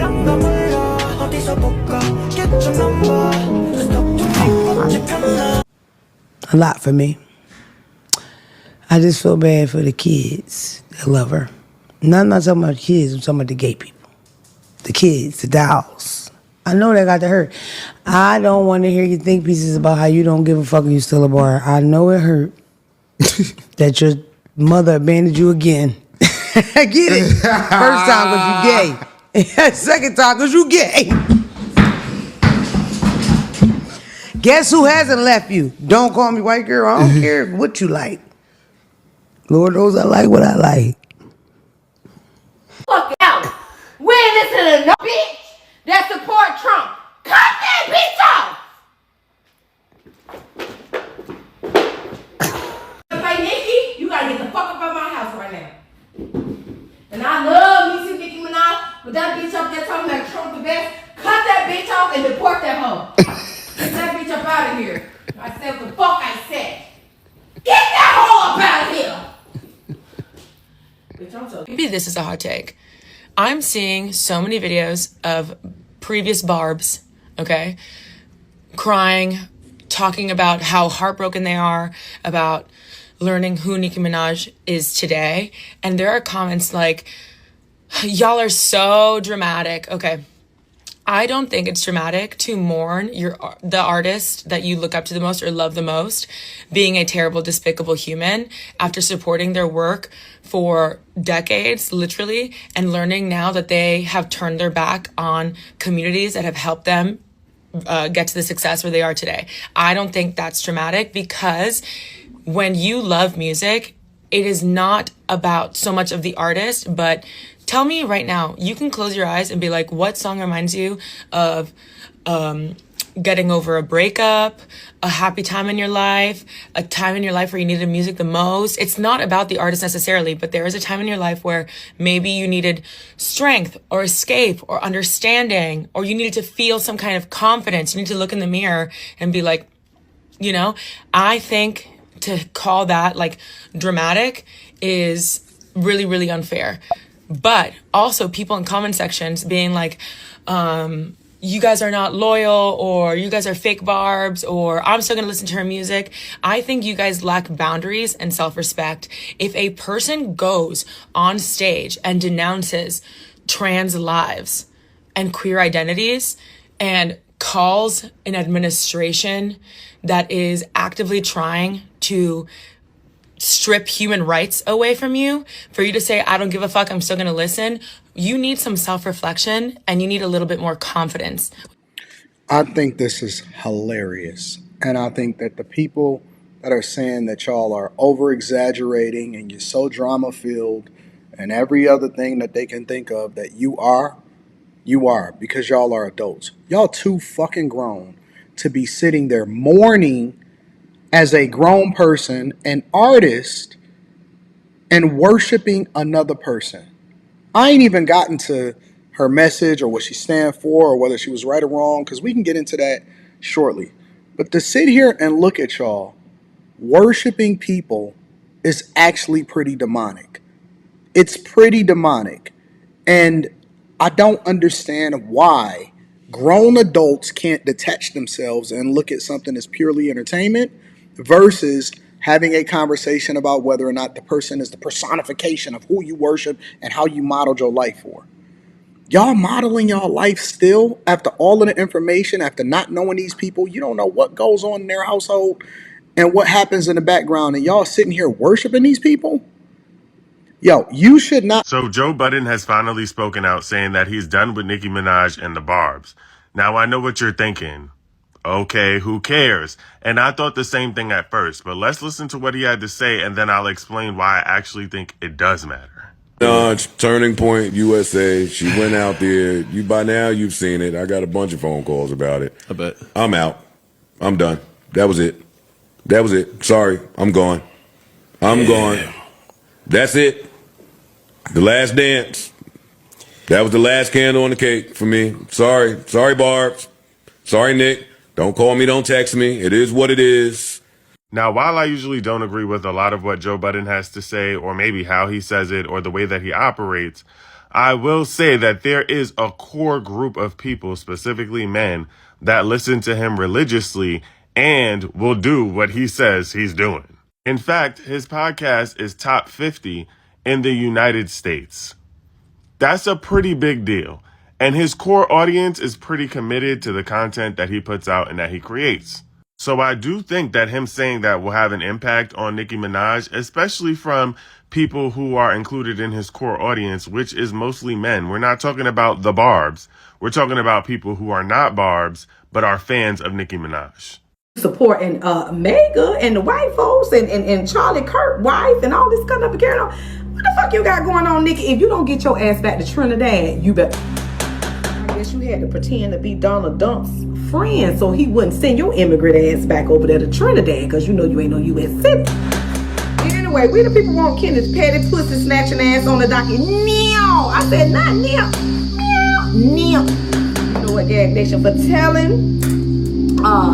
not telling, Gag, or we the people want your husband on the docket, Nick Van Dyke. For not telling you to sit the fuck down, Gag Order, and for failing as a man and as a husband. I'm gonna group the people on that because you is out of order. This is the case of if you don't get your crazy deranged ass wife Kenneth petty, Kenneth snatch bitches by the pussy petty, you better. Let's talk about it more. We the people versus Kenneth petty. Kenneth grope a hoe, use a hoe, cause you ain't got shit but convictions. Petty.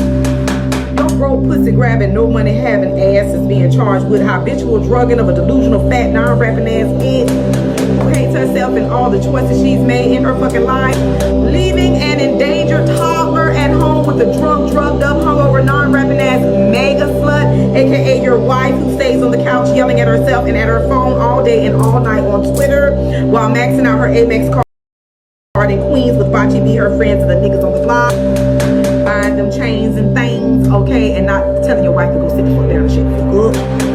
Moving into a bitch house, increasing her dependency on you through drug use while causing her to lose her house over judgment you call for punching a saltine cracker overseas. You ain't learned to stay your ass over there from over there too while pretending to be her fucking security because you don't have a real fucking job.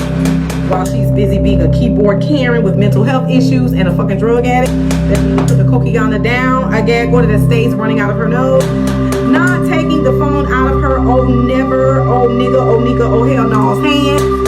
Disabling all her social media accounts until she gets the help that she needs, and having an old immigrant whore claim she is now MAGA just to get your predatory ass a pardon off the sex offenders list. And we the people say a real nigga ain't gonna have you going out this bad. It's so sad, bad, like this every day without an intervention. That man don't love you. He don't give a fuck about you. He hope that you die so he can take all of your money that you got left. Evidently, it's not a lot because you can't even save your house. Always tweeting for 40 days and 40 nights. You know what? Doja Cat got it right about you when she was at Bangkok. This in a video of him when she had all kind of powder donut going up her nose. I don't know if she was just being herself or gagging you, but it looked like she was gagging you. You Johnson & Johnson baby powder head bitch. Your husband ain't shit because he need to get some control of you, okay? But he ready for you to clock up out of here so he can take the little bit of money you got left. I guess. You know what, girl? The little bit of fans that you had, they're gone, okay? Since you want to act like you MAGA, okay? Now you act like you supporting MAGA and the white. Shine bright like a diamond. Shine bright like a diamond. I love how Rihanna is just so blunt, bruh. She has acquired a level of petty that nobody can touch. For her to comment that under Nicki, and you know what I'm saying, Rihanna don't say much. She's a keep to herself type bitch. You know what I'm saying? She eat her little food. She gain her little weight. She have her little children. She in her little relationship, unbothered, damn near billionaire. She probably is a billionaire. And that's what she do. But when shit ain't looking and sitting right, best believe Rihanna ain't gonna stay quiet. Like, she stay quiet, but she ain't on no Beyonce shit. You know what I'm saying? Like, she's still gonna speak when it needs to be spoken. And her calling Nicki a clown. And who gonna check me, boo? Who gonna check me? Nobody. Damn sure not your confused ass. Nobody. I just love it. I love everything about her aura. Like, anybody that's a mega celebrity that needs to be up there like that we need to be, the roof is on fire, preaching, and I won't say preaching. I won't say idolizing. But just giving that full attention to got to be Rihanna. Because every time, like, she is one person I will back. I will back unless you do some sideways shit. Like, listen, if you're gonna be self-serving, bitch, just go Zio. Just go Zio and leave the MAGA alone, because they're gonna put you on a plantation hoe. Because it's looking crazy. You're burnt. That's why you're getting fat. I feel like people get fat for a lot of reasons. Oftentimes we No, you get fat when God does not love you. That's not true. Yes, it's true. That's not true. God hates fatties. I'm not. I feel like I'm witnessing in real time the erasing of plus size women. Now, correct me if I'm wrong, but does anybody else feel me about like feeling like we're going back to like the early 2000s? I feel like I'm back in the Jenny Craig era. I feel like I'm back in the Slim Fast era. Plus size models are not getting booked. They are not being seen. They're nowhere. I'm not seeing them like I used to. Like, I feel like we are going back in time. I posted this following video in August of 2022, and I'll also link it below so you can see the timestamp for yourself. So. Knock is literally coming up on my For You page. Okay, so I'm going to say something that is going to piss a ton of you off. But if a lot of you are being honest, that's why you're really here. So there have been a couple of trends, including the toddler tees and the Y2K fashion, that is a very alarming sign. And that is of post-pandemic eugenics. Now, are we over these pandemics? Absolutely not. There's a new one, actually. And if I talk about it, I will cry. Usually during and after pandemics, there's a huge uptick in obsession over who has a perfect body. Because who survives the pandemic is usually seen as more genetically superior or extremely invested in their health. And thinness as an indicator of health. This toddler tea trend is disturbing for many reasons. The timing of it is what disturbs me more.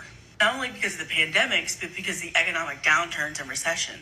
Because recessions and economic hardships are how people get recruited to harmful ideologies. And fat phobia, an obsession with thinness, and what is considered healthy bodies is how they recruit people.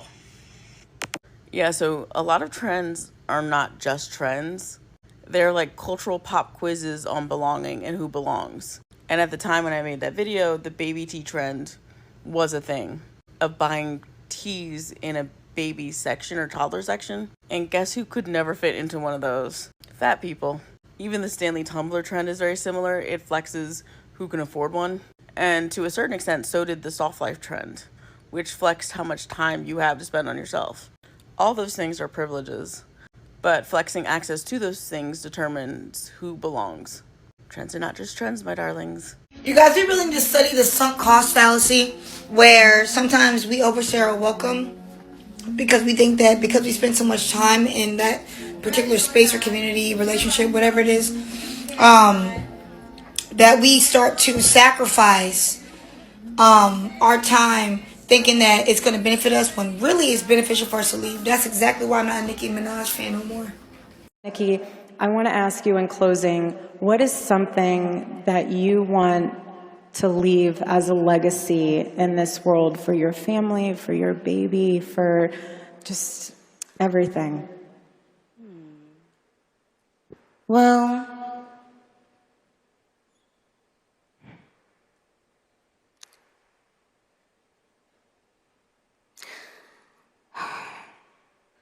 that it's okay to change your mind.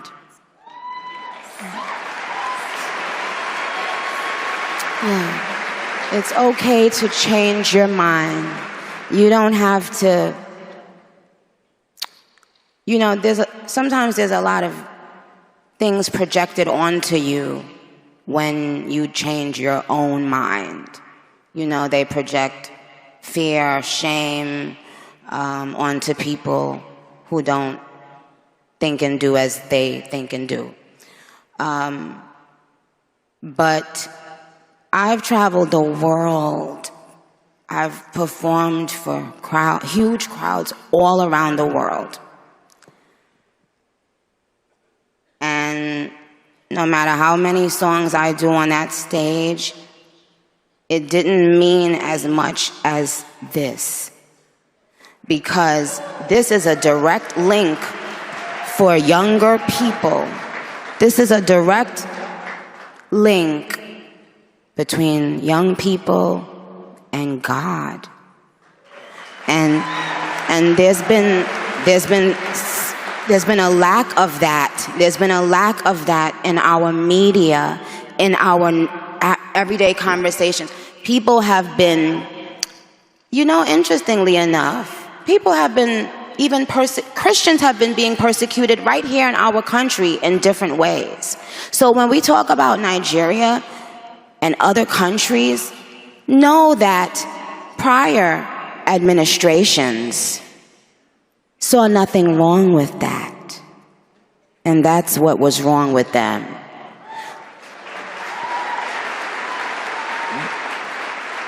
I truly feel that there are people out there who felt good about chastising Christians right here in our country. And it's kind of really, really sick. We can't let people like that be in power, you guys. That's the truth.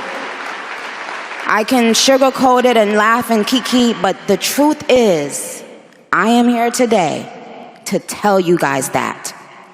We absolutely cannot let people who have a problem with us worshiping God, we cannot have them in power. We cannot have them in power. What do Nicki Minaj, Leo Skeppy, and Jackie Hill Perry have in common? That is a willingness to sell out their own communities for institutional power. So let's talk about it. Recently, Das Discourse had an amazing video where he said, you know, commitment to faith within the white evangelical church has never been measured by one's commitment to Jesus, but actually one's commitment to white supremacy and to propagating white supremacist ideals. And I love that framing, so I want us to talk about it a bit more. And something I said in a video about 6 months ago about Candace Owens is so many people see Candace Owens as intelligent because at the beginning of her career, she had a willingness to denounce her own communities. And for white communities, they see the highest marker of intelligence for a person of color or someone of marginalized identity as being a willingness to denigrate one's own community so that you can be palatable to white supremacist institutions. Now, a lot of folks might not know this, but a lot of major religious institutions actually have a part of their ministry practice dedicated to celebrity ministry. They go into Hollywood, they go into LA, and they want to get celebrities to be a part of their religious work so they can propagate their message and so they can particularly reach young people.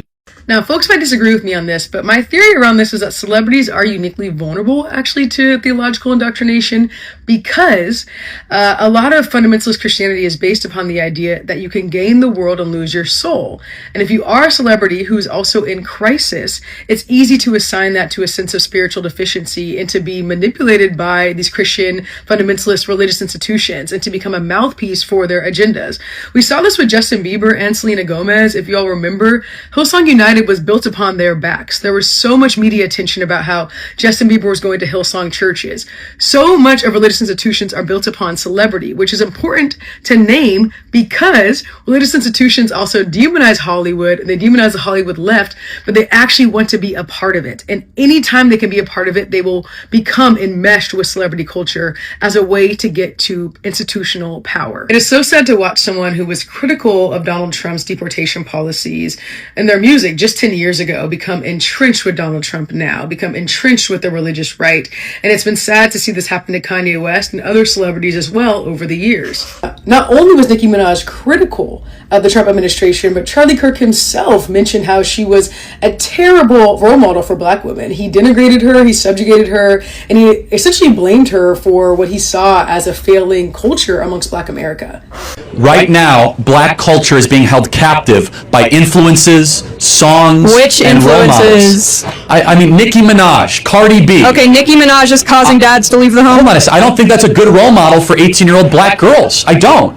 So what's fascinating is we have to contend with, can Nicki Minaj only be on that stage with Erica Kirk because Charlie Kirk died? If Charlie Kirk was alive, would he have even allowed Nicki Minaj to come into that space? Would he have seen her as being worthy in that space? And as Das Discourse highlights in his video, does this simply illuminate that, you know, within Christian communities, there is nothing to do with faith. It is all to do with self-hating. That the barrier for entry is not about, are you a black or brown or queer person who is invested in, a relationship with God? But the question is, are you a black or brown or queer person who is invested in moving against and hurting and being an obstacle to your own community's advancement? If so, you are welcome here. And that's a message we need to really examine collectively. Something I say in my content all the time is Christian nationalism and whiteness as a racial construct are co-constructed, meaning they are deeply connected. We define whiteness through a religious lens. We define whiteness as sacred. We define whiteness as untouchable. We define whiteness as good. And we utilize religion to do so. And so the only way Nicki Minaj was able to come into that door, the only pre-qualifier for Nicki Minaj to sit on that stage was, does she see whiteness as superior to every other community? And she confirmed through her engagement there that she does. And she also confirmed through her engagement that she's engaging in Christian supremacy, that she sees Christian communities as the only communities that matter, and that is a type of violence as well. There's so much more to unpack here, and I'm curious what you all are seeing, so I'd love to hear from you in the comments. And thanks so much for watching. My name is Ciara. I'm a consultant and a theologian, so follow me for more content like this. Charlie Kirk said about black women. Look at the things Charlie Kirk said about black men. But getting back to Nicki Minaj, I believe that Donald Trump and the conservative movement in this country selected Nicki Minaj because they needed a replacement for Candace Owens. Remember, Candace Owens has fallen out of favor with the Republican Party and the mainstream conservative white agenda because she's now exposing the Zionist control of the conservative movement and of the United States government.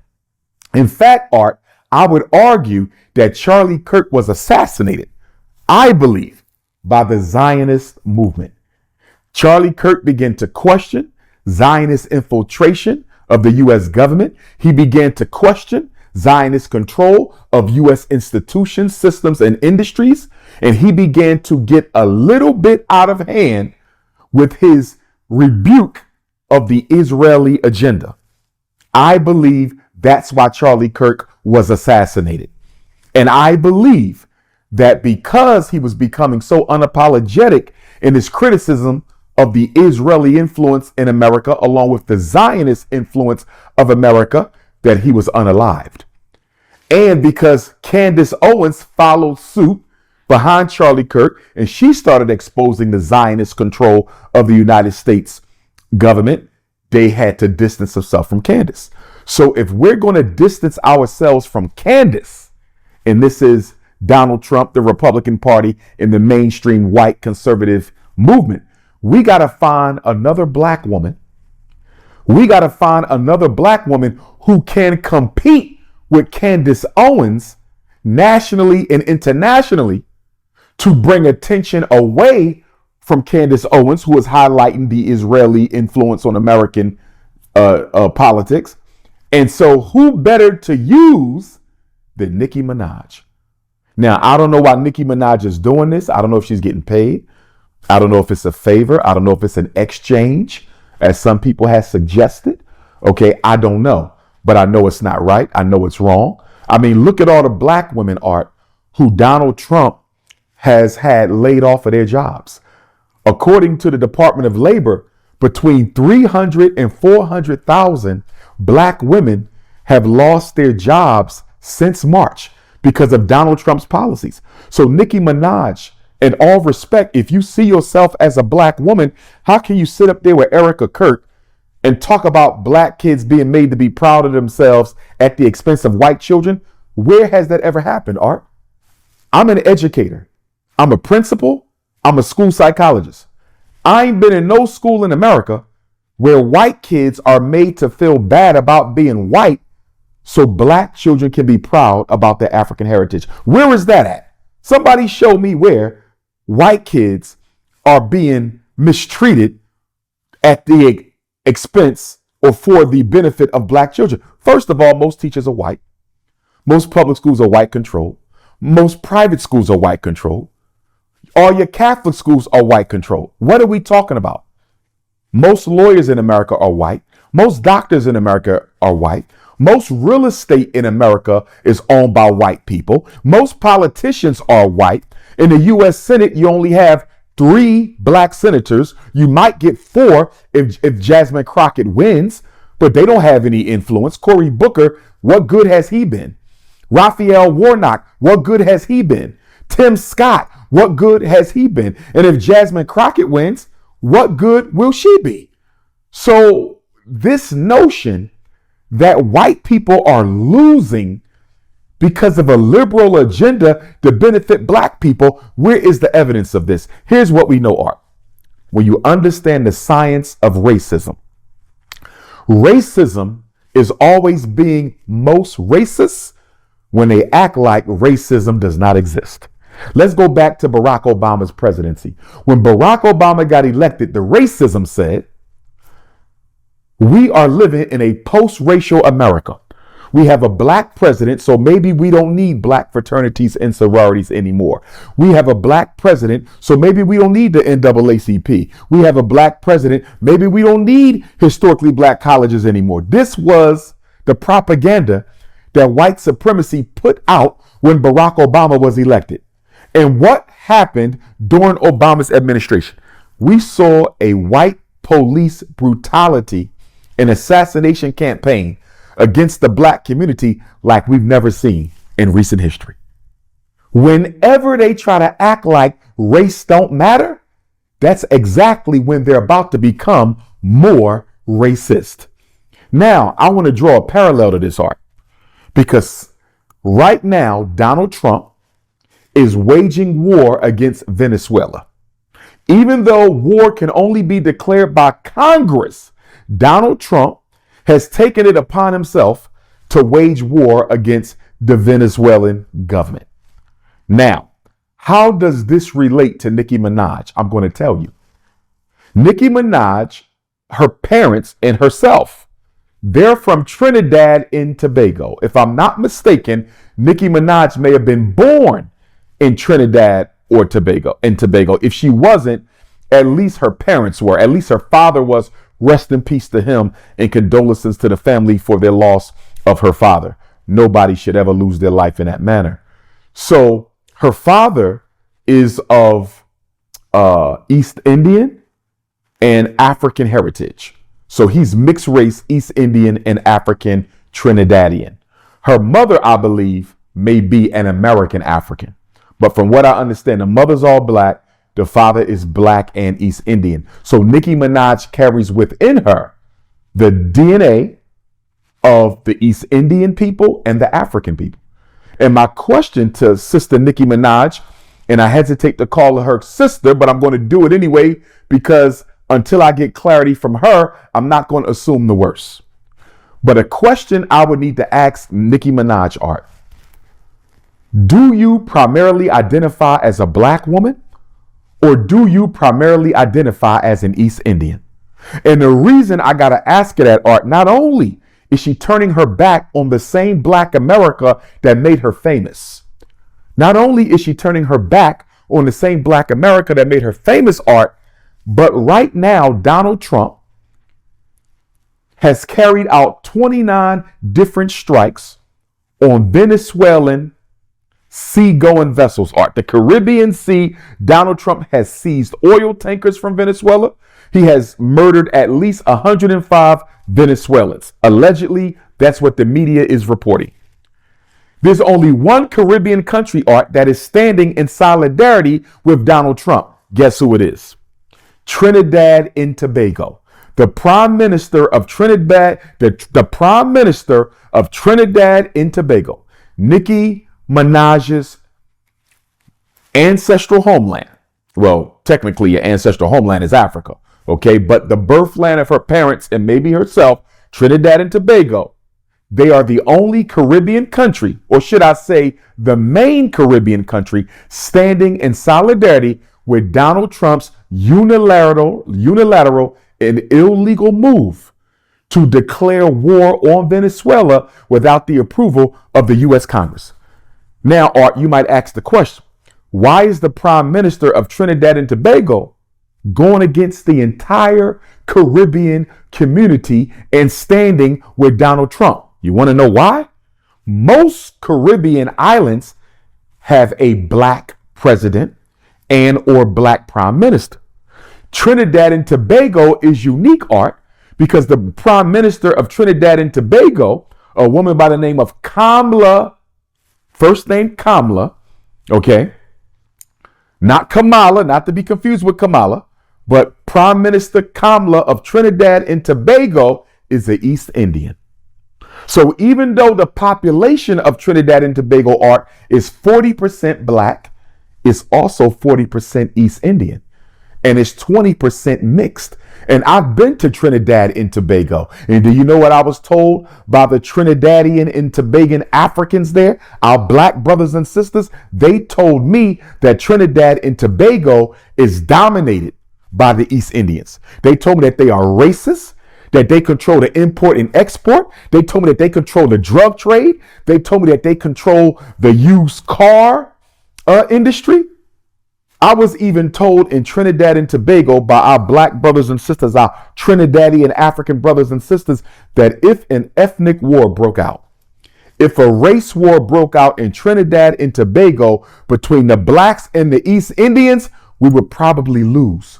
Because even though we're 40% of the population and they're 40% of the population, they control the entire infrastructure, Art. So when I say I would like to respectfully know whether or not Sister Nicki Minaj identifies as an East Indian or an African, that's not just for American African purposes, Art. That's for Trinidadian African purposes, because I need to know if she identifies with the oppressed black people of Trinidad and Tobago, who are being oppressed by who? East Indians. Remember, Art, when the white man left the Caribbean, he put the East Indians in charge. A lot of people don't know that. When the white man left the Caribbean to make sure black people would never get sole control of their island, he left East Indians in charge and he left Chinese in charge. And if you go to almost any Caribbean island today, you will find that either the East Indians or the Chinese are doing better than black people, even if there's more black people on the island. Trinidad and Tobago is unique because you have just as much East Indians as you have Africans. So I need to know if Nicki Minaj stands with the East Indians of Trinidad and Tobago who are oppressing our brothers and sisters on that island, or does she stand with her Trinidadian African brothers and sisters, as do I? But getting back to this art, I believe that Nicki Minaj was selected for 3 reasons. Number 1, they need somebody to neutralize Candace Owens and Jasmine Crockett. They need somebody to neutralize the conservative movement led by Donald Trump, the mainstream conservative movement led by Donald Trump. They need Candace Owens and Jasmine Crockett politically neutralized. They're hoping that Nicki Minaj's status in the hip hop industry and her popularity, not only in America, but around the world, will be enough to take care of 2 birds with 1 stone. That's the first reason they chose her. The second reason they chose her is they wanted to show Trinidad and Tobago that if you support us, we will support you. Nicki Minaj is one of your fellow country persons. Her ancestry is from Trinidad and Tobago. She has a mixed race parent from Trinidad and Tobago. So because you're standing up for Donald Trump's imperialist agenda against Venezuela, we're going to put one of yours in the limelight for us. This is geopolitical art. Now, let me go a step further. Some people ask the question, why is Donald Trump doing everything the Zionists are asking of him? The reason Donald Trump is doing everything, Art, that the Zionists are asking of him, because Donald Trump is in those Epstein files. Donald Trump is in those Epstein files. Congress has already ordered the Department of Justice, Art, to release all the Epstein files by Friday. Congress ordered the Justice Department, Donald Trump's Justice Department, to release all the files by Friday. Just today, Art, they released some more today. And guess what? Donald Trump's name is mentioned in those files allegedly hundreds of times. There is clear proof that Donald Trump was on Epstein's jet multiple times. And the question is being asked by the media, even if Donald Trump did not engage in any of the sex abuse of children and adults, was he aware of it? Because if he was aware of it, he can be charged as an accomplice to the crime. And here's the thing. Jeffrey Epstein, Art, was a Mossad agent. Jeffrey Epstein was Israeli secret intelligence. Jeffrey Epstein was Israeli secret intelligence. And I believe that the Mossad, the Israeli Secret Service, used Jeffrey Epstein to blackmail all of the top politicians, all of the top businessmen, and all of the top politicians, businessmen, and entertainers in America in order to coerce them, Art, to do whatever the Zionists want them to do. And if you don't, we will expose your participation in the Epstein ring. You see how that works? The Zionists, Art, they use blackmail. They have a file on almost every politician in D.C., black and white. Now, let me tell you how they played Donald Trump. During his first term, they let Donald Trump think he was in charge. During his first term, they let Donald Trump think he was commander-in-chief. During his first term, they let Donald Trump go against COVID. They let Donald Trump go against the LGBT. They let him do what he wanted to do. You know why? Because they was looking towards Donald Trump's second term. They said when he gets back in the second term, Art, we're going to sit his ass down. We're going to let him know who's in charge. We're going to let him know what he's going to do. And if he tries to be arrogant and narcissistic and belligerent, as he has shown the world he can be, we're going to let him know. Jeffrey Epstein worked for us. And now you work for us. Why? Because you was very good friends with Jeffrey Epstein for a very long time. And we know you know what he was doing, and you did nothing to stop it, even if you didn't participate. You want to know why Donald Trump is attacking Venezuela, Art? Venezuela has an oil deal with Iran. And as you know, Israel can't stand Iran. America can't stand Iran. Venezuela has an oil deal with Iran. That's not good for the Zionists. So they're making Donald Trump attack Venezuela in the name of the Zionists. And Trinidad and Tobago is standing with Trump. And so therefore Trump is elevating Nicki Minaj to national stature as a payback to the Trinidad and Tobago government. Art, Donald Trump can't get out of this if he wanted to. Whatever the Zionists tell him to do, he will do it. I heard J.D. Vance mention Nicki Minaj by name at least 4 times in his speech that he gave at Turning Point USA's conference in Phoenix on Sunday. He mentioned Nicki Minaj by name at least 4 times. And don't forget, Art, where was Nicki Minaj on November the 18th? On November the 18th, Nicki Minaj was at the United Nations. Art, how does a hip hop artist, no disrespect to my sister, Nicki is an intelligent sister, beautiful family. This ain't personal, this political art. But how does a rapper, how does a hip hop artist go from rap to giving speeches at the United Nations?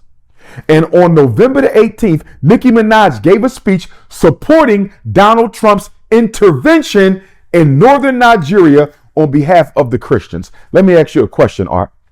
Since when did Donald Trump start caring about black Christians? He don't care about the black Christians right here in America.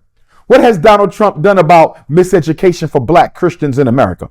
What has Donald Trump done about police brutality against black Christians in America? What has Donald Trump done about homelessness and gentrification against black Christians in America? What has Donald Trump done against economic apartheid waged against black Christians in America? Since when did Donald Trump start giving a damn about black Christians? So let me get this right, Art. You're not doing nothing for the black Christians in America, but you're going to go all the way to northern Nigeria. You're going to go all the way to northern Nigeria and save Nigerian Christians from genocide and abuse. Now, first, Art, let me say this. There is genocide and abuse, some genocide against my northern Nigerian Christian brothers and sisters by Muslims in the northern region that I don't condone. If the international reports are right, you've had 10,000 northern Nigerian Christians who've been massacred over so many of these past years. It's wrong. I don't condone it.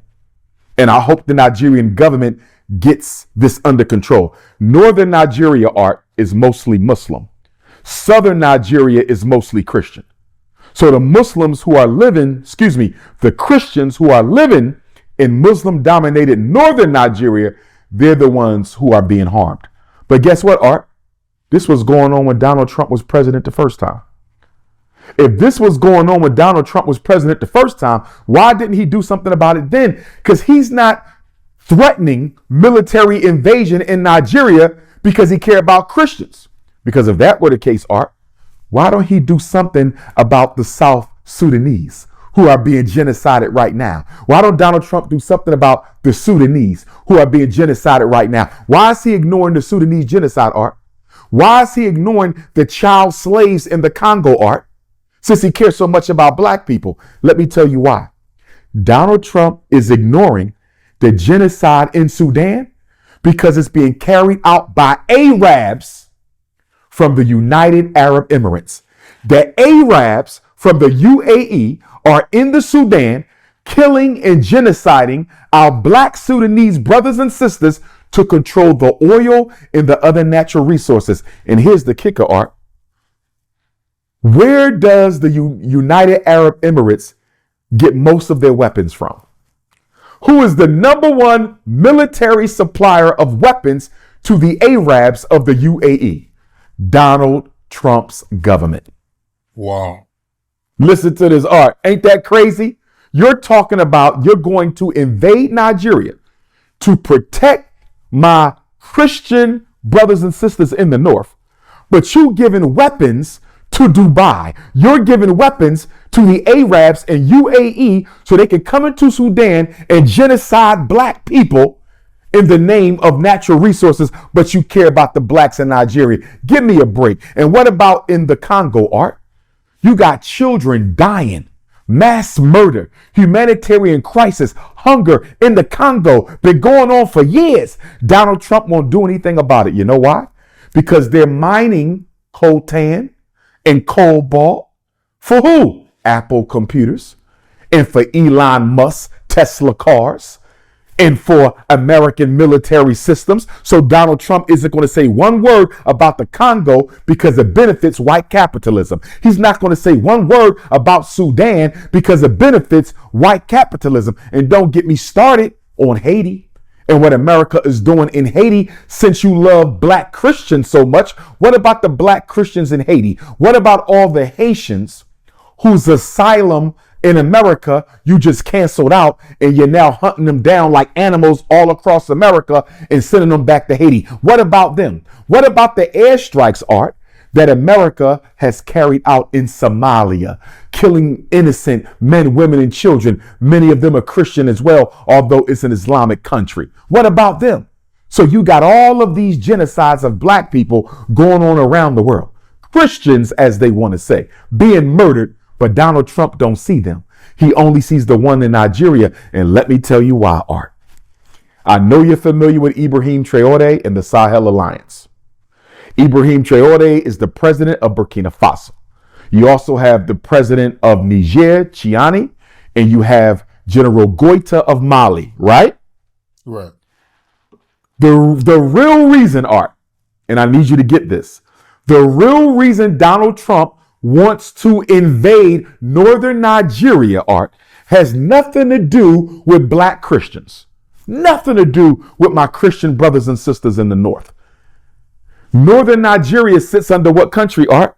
Northern Nigeria sits right under Niger, one of the three countries in the Sahel Alliance. Nigeria borders Niger. And why is Niger so important, Art? Who is the number one supplier of uranium in the world? Niger. Do you know what you need uranium for, Art? Nuclear missiles, nuclear bombs, nuclear technology, nuclear warheads. Niger is the number one supplier of uranium. And in the nuclear age, Art, uranium is the vibranium of Black Panther. In the nuclear age, uranium is the vibranium that they talked about in the Black Panther movie. So the reason Donald Trump needs to get into northern Nigeria, Art, so they can invade and try to overthrow President Chiani in Niger so they can get control of the uranium. Are you with me so far? I follow you. Not only does Niger have uranium, they have gold and other resources. And then next to Niger, you have who? Mali. Mali has gold. Mali has copper. Mali has zinc and unlimited natural resources. And then Burkina Faso is only a hop, skip, and a jump from northern Nigeria. And you know they want to get rid of Ibrahim Traoré. And we pray to God and the ancestors that never happens. But they want to get rid of Ibrahim Traoré because he's the leader. And what does Burkina Faso have a whole lot of? Gold, Art.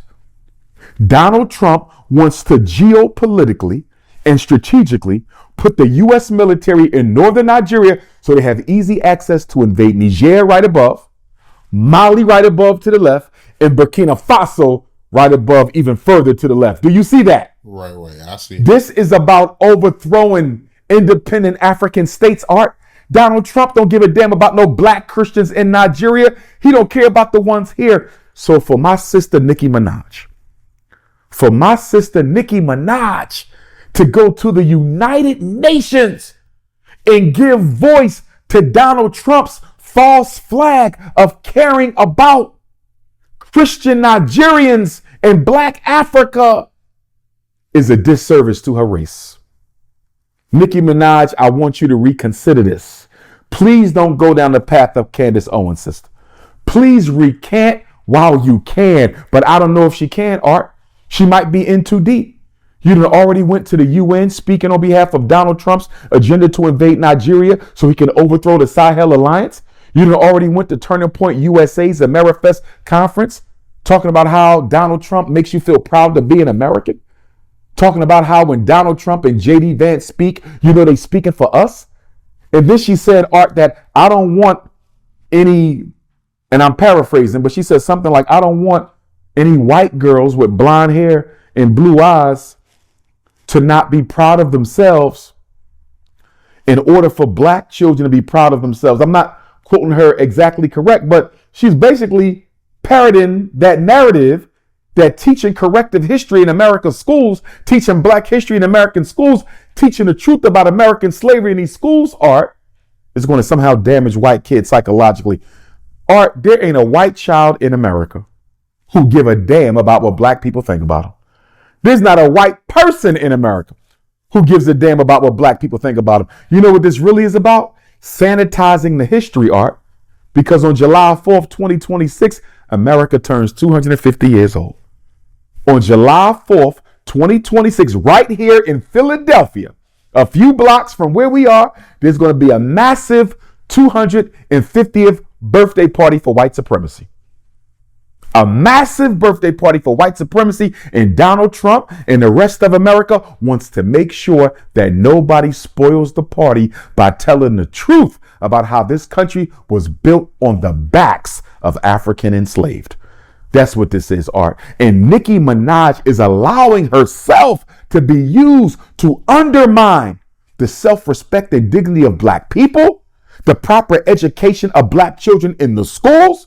She's allowing herself to be used as a stool pigeon to help propagate Donald Trump's agenda to invade Nigeria so he could try to overthrow Niger for the uranium, Mali for the gold, the nickel, the copper, the zinc, and Burkina Faso and its leader for the abundant gold in the unapologetically African position that Ibrahim Traoré is taking. I'm disappointed in my sister. And then J.D. Vance, Art, he gets up there after Nicki Minaj. And he says, in the United States, you no longer have to be ashamed to be white. When did white people, when did I miss something? When were white people ever made to feel ashamed in this country? When? Somebody give me a day, a month, an hour, a minute. This country is created by white people, dominated by white people, ran by white people for the benefit of white people. Black people have never had the upper hand in this country. So for J.D. Vance to say you no longer have to be ashamed to be white, who owned the banks? White people. Who owned the supermarkets? White people. Who owned the hospitals? White people. Who owned the schools? White people. Who sell the cars, the gas, the oil? White people. Who owned the ships? White people. So how in the hell does J.D. Vance break breath to say you no longer have to be ashamed to be white? In conclusion, Art, I would just say that I'm disappointed in my sister Nicki. You have no business using hip hop music to build yourself in Black culture. Very talented sister, very articulate sister, very intelligent sister, tremendous lyricist. Few sisters I could put in front of her in terms of lyrical talent. But how dare you build a comfortable life for you and your beautiful family on Black culture and then turn around and use that success to help Donald Trump leverage his military agenda against Black Africa, the Black Caribbean, and Black America. I need her to understand, Art, Sister Nicki, you are being used against the Black Caribbean. You are being used against Black Africa, and you are being used against Black America. Is what Donald Trump is offering you, is it worth that? Is it worth the turning back the clock of African people in 3 separate regions, Art? You got the Caribbean. He's pushing that Venezuela military agenda. You got Nigeria. He's pushing that fake save the Christians in the North agenda so he can access Ibrahim Traore. And of course, you see what he's doing to black folks. I hope my sister rethinks what she's doing.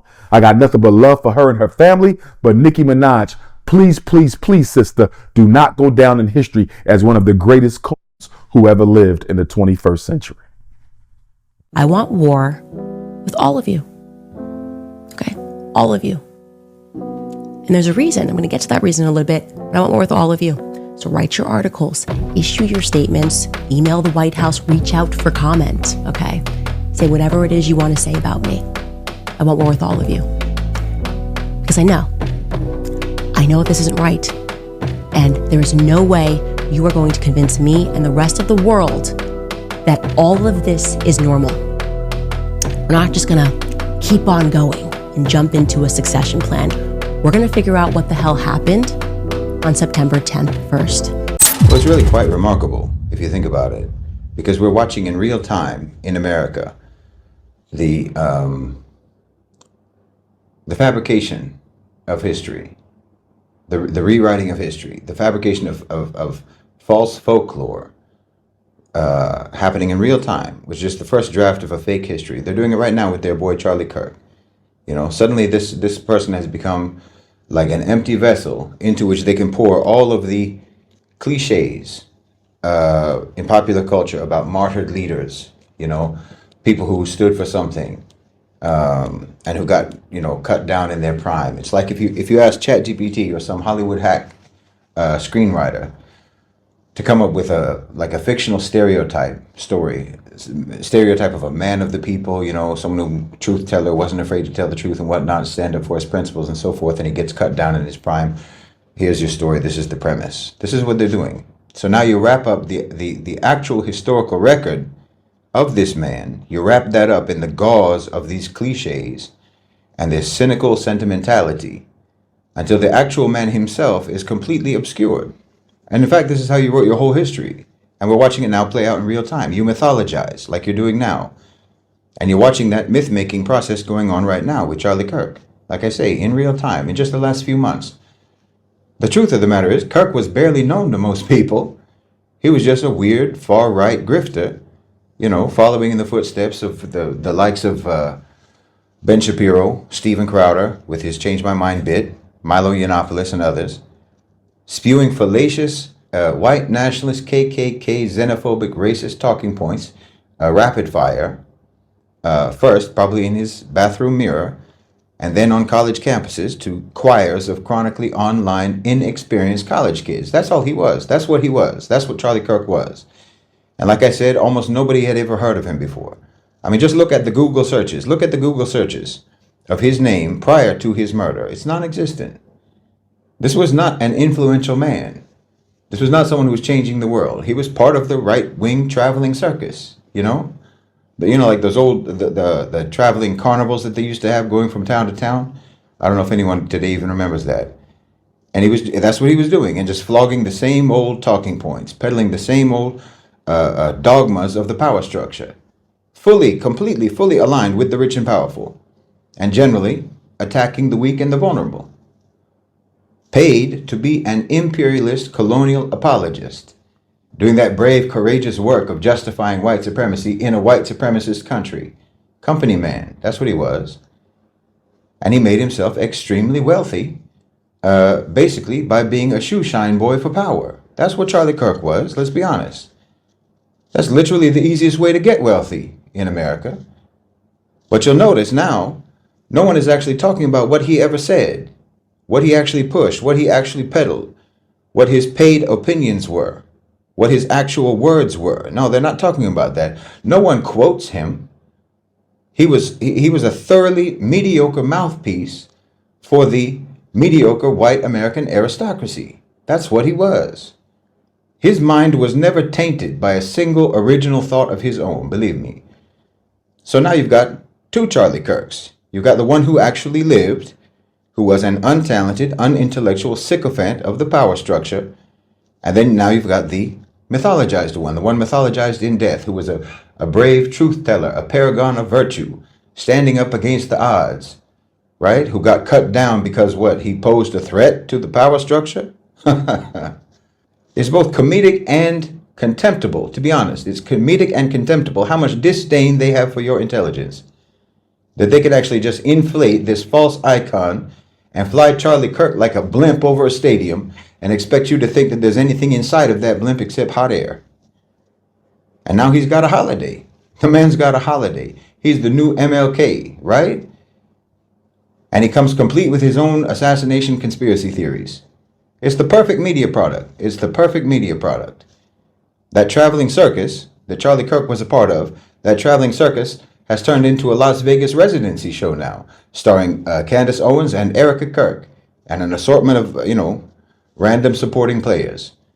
Just wait, eventually there's probably going to be a musical about it. I mean, Turning Point USA is not a movement. They call themselves a movement. It's not a movement. It's a multi-million-dollar corporation dodging taxes as a non-profit organization. It isn't grassroots funded by individual donors. Give me a break. They made it very clear already. They are billionaire sponsored. They're billionaire sponsored. They're state sponsored.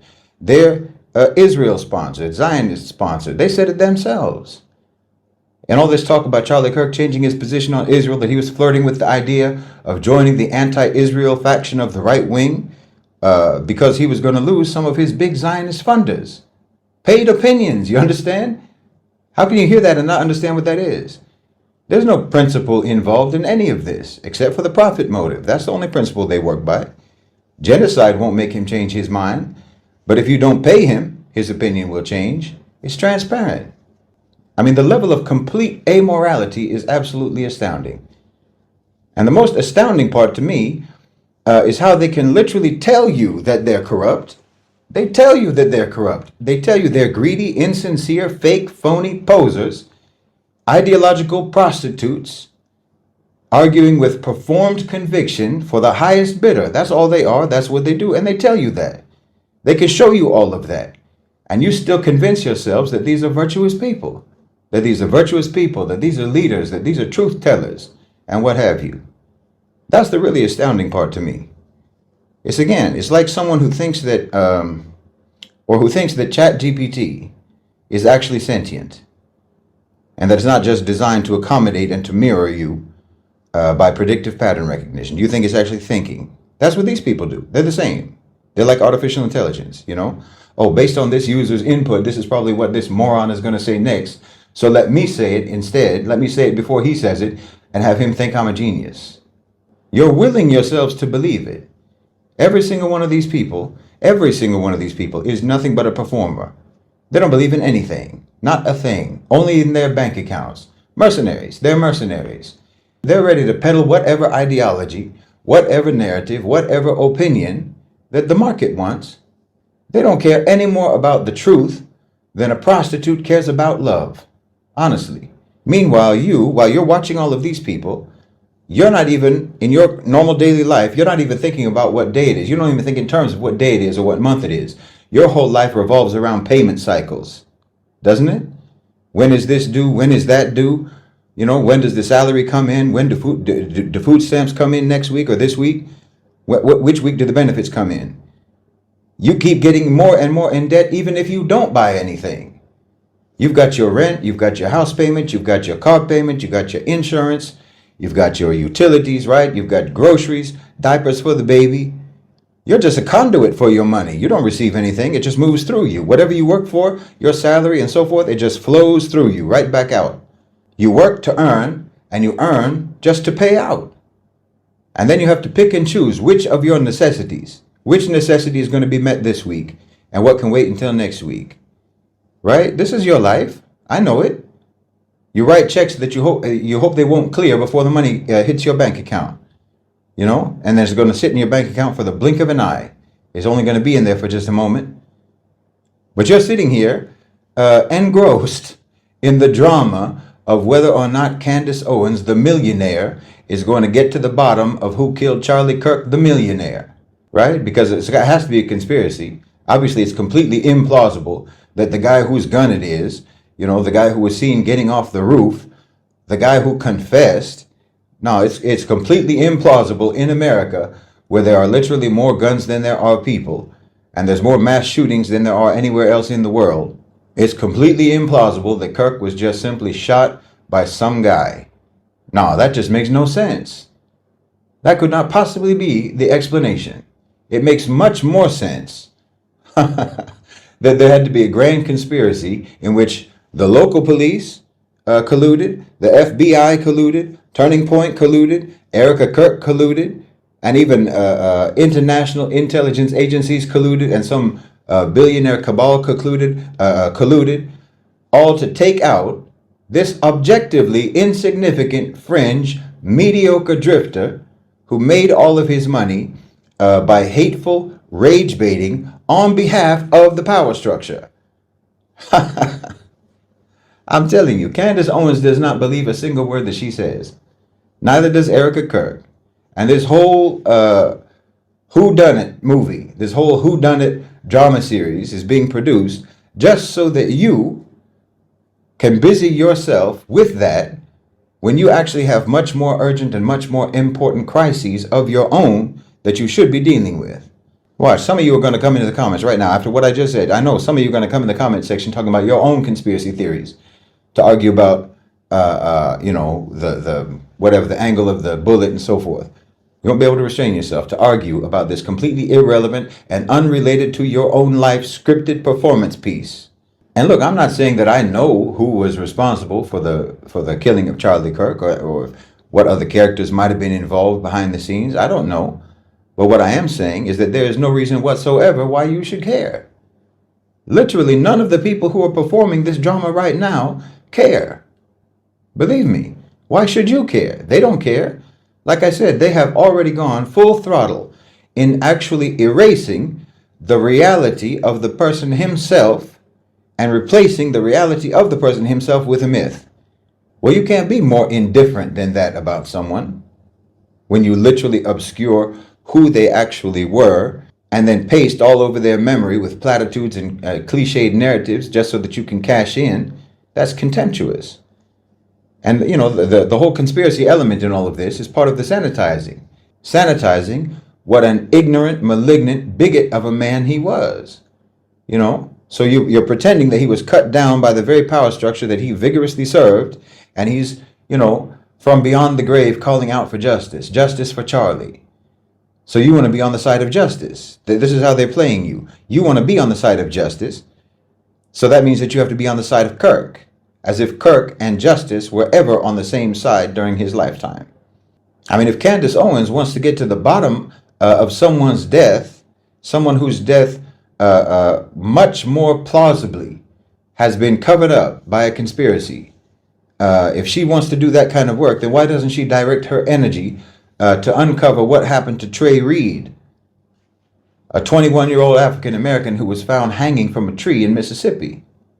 Why don't you look into that? They found that man hanging from a tree, and the police immediately ruled it a suicide. But Trey had no suicidal ideations. His family completely rejects the claim. There was no indication that he would do something like that. I mean, compare the plausibility of the Kirk conspiracy that Candace Owens is peddling to the plausibility of a black man being lynched in Mississippi and the local police, local law enforcement covering it up. What seems more plausible to you? I mean, when has that ever happened, right? Someone to be lynched in Mississippi and have the cops cover it up? It literally happened right near where they murdered Emmett Till in 1955. But I guess we just take whatever the Mississippi cops say about an African American hanged from a tree. We'll just take them at their word. There's nothing to see here. If the police say it was a suicide, okay, it must be a suicide. In that case, the police are unquestionable. But if Charlie Kirk gets shot, oh, well, that must be an international conspiracy.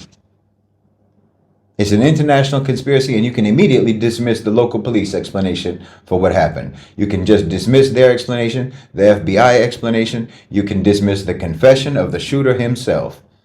No, this is not a person, Candace Owens, this is not a person who cares even remotely about the truth, or even remotely about justice, or about corruption in law enforcement, and obviously not about racism. She's trying to get to the bottom, trying to get to the truth of a straightforward shooting of a racist bigot who spent his entire career in the service of a racist, bigoted power structure. I mean, until now, most murders against African Americans, most African American murder victims, their murders go unsolved in the United States. But you want to now do your bulldog routine to try to solve the already solved murder of some xenophobic sycophant of the power structure who basically advocated the ethnic cleansing of black people in America. So of course you don't care about a possible lynching in Mississippi. But you're all caught up in this. You're all caught up following this drama online. It's like a new Netflix series for some of you. Oh, did you see Candace Owens last night? Her latest episode, she was dropping bombshells.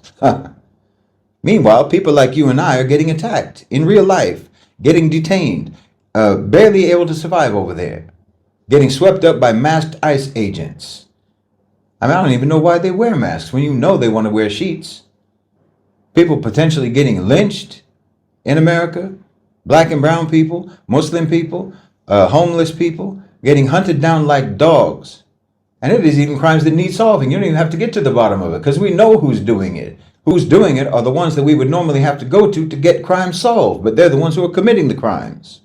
Do you understand? These are real things happening to normal people in America. Real things happening to normal people. I mean, someone who's caught up right now watching Candace Owens, you know, you're caught up to see what's the next development, what's the next episode, what's the next bombshell in the Erica Kirk, Candace Owens saga about Charlie Kirk and so on, and you're filling your mind with that and you're filling your time with that nonsense.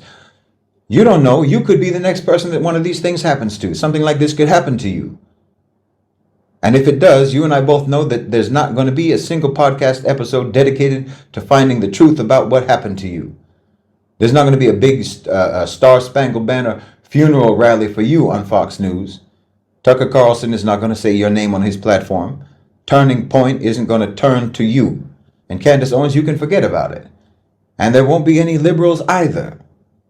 You'll just disappear into a van and never be heard from again, or you'll be found dangling from a tree branch somewhere, and everyone will just say case closed. Please understand me. Please understand me.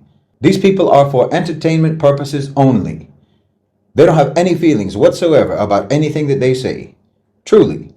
They only say what they say because you have feelings. That's why they say what they say. For them, your feelings and your principles and your values, that's their business model. And no, I'm not saying that they are actually addressing your feelings. That's not their business model. They're not addressing your feelings. They're using your feelings. They use what you believe in just to get you off track. You understand? So that you never address your matters yourself. And see, they'll offer you a nice one and they'll offer you the evil one. They'll offer you one that you can agree with and one that you would disagree with. They're not sure which one you're going to take. They'll offer you one that you like and one that you potentially hate. They don't care. Listen, they don't care what you like. They don't care what you agree with. They don't care what you think is good, as long as you stay within the options that they are offering you. And you are absolutely kidding yourself if you think that any single one of these people are so-called sticking their necks out, or so-called saying the things that no one will say, while they've got $60 million from Netflix just to say it. Or they've got billionaire backers, billionaire sponsors. No, these are just different ends of the allowed narrative spectrum, right? From Nick Fuentes to Jimmy Kimmel, from Tucker Carlson to Stephen Colbert, from Candace Owens to Dave Chappelle, okay? There's not a single one of them. Not a single one of them who is saying anything whatsoever that the power structure does not approve of. It is the power structure itself that has made these people multimillionaires. So be serious. These are all characters. That's what they are. They are characters. I mean, literally. These people are characters. They're narrative devices. That's all. The ones that you agree with and the ones that you disagree with. They're all part of the same narrative device toolbox. The ones that you like and the ones that you don't like. They're all literally fictional characters. Candace Owens, Bill Maher, Tucker Carlson, Erica Kirk, Charlie Kirk was, Ben Shapiro is, Megyn Kelly, Stephen Colbert, Jimmy Kimmel, Rachel Maddow, whoever else. On either side, it doesn't matter. Liberal, conservative, right, left, so on. Not a single one of them believes in a single word that they're saying about anything at any time. They don't believe it any more than someone who's reading their lines in a commercial, in an advertisement, has a deep conviction at the core of their being about the product being sold. They don't feel one way or another about it. They're just saying their lines. And of course, the same obviously applies to the politicians. I don't understand how anyone doesn't already know this already, to be honest. You must already know this. You know, if you see sometimes these media personalities saying something particularly atrocious online or in the media, and you ask yourself, how could they possibly say that? How can they believe that? How could someone be so hateful? How could they be so ignorant? How could they be so delusional? And you see this all the time because they always play to extremes. Well, the answer is they're not delusional. The answer is they're not ignorant. The answer is they're probably not even hateful, to be honest. They don't believe what they're saying. That's the answer. They don't believe what they're saying. They're saying what they're saying because that's the part that they're playing. That's the role. That's their function. The only thing that they believe in is getting paid. That's the only thing they believe in, is getting paid and serving power. All of them, to a T, to a man, even the ones that you think aren't. Look, think about it this way. It's like if you have a shelf of options, right? From this side to this side. You've got Bernie Sanders model over here. You have a Lindsey Graham model over here. You got a Tucker Carlson here. You got a Bill Maher there, and so forth. This shelf of options. You got something for everybody. There's something for everybody. They don't care which one you pick. Doesn't matter. It's like a company, like really a shelf at a grocery store. You got a company that has actually dozens of products, but you think that all of those products belong to different companies, and you think that they're all competitors because you don't know that they're all actually owned by the same parent company. So they don't care if you buy this product or you buy that product because they're both their products. So they don't care which one you take from their shelf. They just don't want you to ever take from any other shelf. That's the problem. That's the only issue that they have. They don't want you to take from any other shelf, and they don't want you to have your own shelf. You understand? So like, for example, when Dave Chappelle closes his, whatever it is, $20 million Netflix special by slamming Israel, no, it doesn't mean that he's sticking his neck out for Palestine. It doesn't mean that he's, taking a risk. It means that it's allowed now. Same with him praising Saudi Arabia. This is allowed now.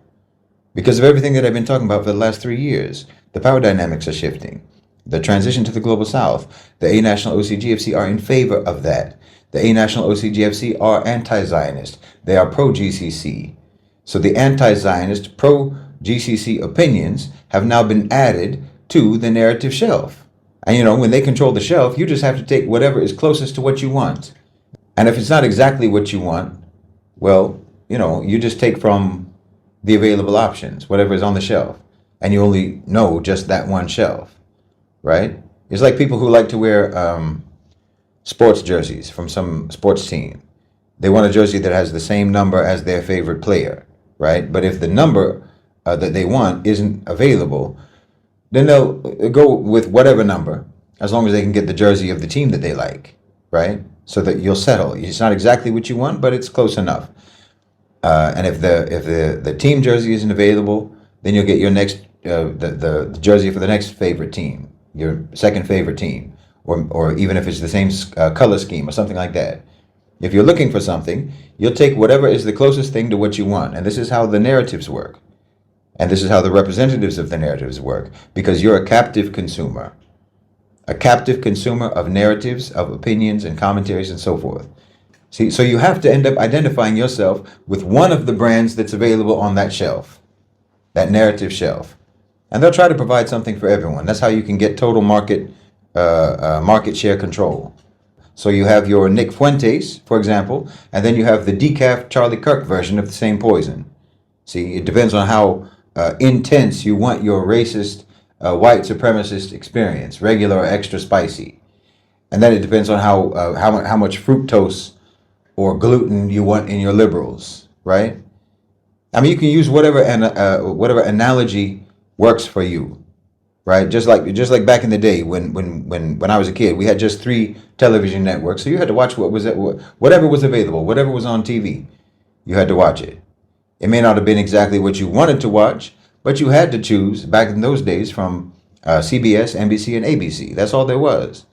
So whichever one was showing something closer to your tastes, that's what you would watch. And that's what these people are. These are your limited channels. So you have your comedies, you have your dramas, you have your mystery, thriller, whodunits. I hope you understand what they're doing. I truly hope that you understand what they're really doing. And like I said, all of this is just to keep you derailed and distracted. It's to keep you never addressing anything real. You've got multimillionaires and billionaires gaslighting you into thinking that they represent you, that they're one of you, that they stand for what you stand for, that they believe what you believe, that they have your principles and your values. But I'm telling you, there is a threshold of wealth. There's a threshold of wealth and privilege that, wallahi, once you cross it, it may as well be a portal to a different dimension, honestly. It gets me. Over there, you keep fussing about immigrants. You keep fussing about immigrants and foreigners, so-called taking over your countries. Meanwhile, your countries are actually completely under the control of the smallest, strangest, most predatory and culturally foreign demographic imaginable, the super rich. I've said it before, the super rich, wallahi, the super rich should be regarded as foreigners no matter what country they're in. No matter what country they're in. They have nothing to do with the life of the average citizen of any country on earth. What do they have to do with the rest of us? Billionaires and multimillionaires, in my opinion, should be classified as a permanently alien nationality everywhere they go and everywhere that they are. An American or a British or a French billionaire is no more American or British or French than an immigrant to those countries. Do you understand me? An immigrant who toils and struggles right alongside the rest of the people. Do you actually think that you have more in common with a Bill Gates or a Mark Zuckerberg or a Sam Altman or an Elon Musk or some celebrity than you have in common with an immigrant from Guatemala or Honduras or Mexico who's working right alongside you? Wallahi, Gates and those people do not live in the same world that you and I live in, much less the same country. And I don't care how many so-called bad hombres that you have over there among immigrants or illegal immigrants or what have you. No, collectively, they could never do more harm to your society than those obscenely rich parasites that have captured your whole government, that play roulette with your economy, that are leeching off your taxes, that are pumping up the cost of living, that are at the same time suppressing the wages of tens of millions of people, not to mention laying off workers left and right, just to cut costs so that they can have greater bonuses. But you're over there getting mad about immigrants. Immigrants, by the way, most of whose countries you robbed, you pillaged, and you looted. Immigrants who have every right, in my opinion, they have every right to come over there to where you took all of their resources, to where you took all of their stuff. No, immigrants from the global south go to America like going to a lost and found counter. Yeah, I'm here to retrieve my goods, please. I'm here to retrieve my property, please. And who did that, by the way? Who did all of that looting and pillaging and robbing and stealing? Those same millionaires and billionaires, those corporations and those shareholders, that alien elite. The alien elite who screenwrite all your narratives to interpret reality for you and are always pointing your focus away from them. That aristocracy of America, that bloated, insulated, debauched, sociopathic, degenerate class of the rich and powerful that you allow those people to tell you what to do and tell you what you should care about, and they lecture you about so-called spiritual warfare, cultural warfare, and what have you. Tell you about how to save America. Meanwhile, they've got jewelry that could pay off your whole mortgage and probably the mortgage of your whole block. Not to mention that we've seen what they do in their private lives, how they treat your most vulnerable young daughters like props, like party snacks. They're engaged in behaviors that no normal person would even imagine during a nightmare. I mean, they show you and show you and show you, and they tell you openly, actually, how much complete, dismissive, contemptuous disdain they have for you, that they have for your well-being and for the well-being of your society. But you just keep reaching for that same shelf. You do that. You keep reaching for the shelf that they're giving you those limited options on. Tell me, how on earth can the rest of us in the world, how are we supposed to differentiate between you, the average normal people, and what you accept and what you approve and what you applaud and what you pay for? I mean, like I said, you are letting them rewrite history in real time in the case of Charlie Kirk right in front of you, turning him into an American hero blow-up doll that bears no resemblance whatsoever to the worthless grifter that he really was. It means that genuine integrity and values and morals and principles mean nothing to you. It's like that stolen valor that you always talk about when there's people who pretend that they were soldiers and were never in the army, were never in the military. But somehow you're perfectly fine with manufacturing a folk hero icon out of nothing, out of the utterly undeserving. I mean, do you even grasp how degrading that is for you? How degrading it is to you yourselves? To have the fact that your heroes, your role models, are all either degenerate, greedy, narcissistic celebrities or millionaires and billionaires, or else they are appointed for you by the power structure that is comprised of those degenerate millionaires and billionaires. They appoint your heroes for you, complete with ceremonial fireworks displays and balloons dropping from the ceiling. Your heroes that you have are all people that could not care less about your struggles. They could not care less about your suffering. They can't even relate to it. And they don't care even slightly whether you live or you die. Doesn't make any difference to them whatsoever. But now you've got your social media feeds, you've got your television networks and what have you, trying to convince you that those people are virtuous and you should look up to them. And you just compliantly pivot your attention towards them. You pivot your attention towards any shiny thing that they dangle in front of you, even if it's feces with Christmas tinsel on it. My voice has become more powerful than I intended it to be. And I cannot let these niggas do me like Charlie Kirk, or even worse than that. What if these niggas trip me up somehow, co-opt me, and then make me say the things that they want me to say? Well, we can't have that.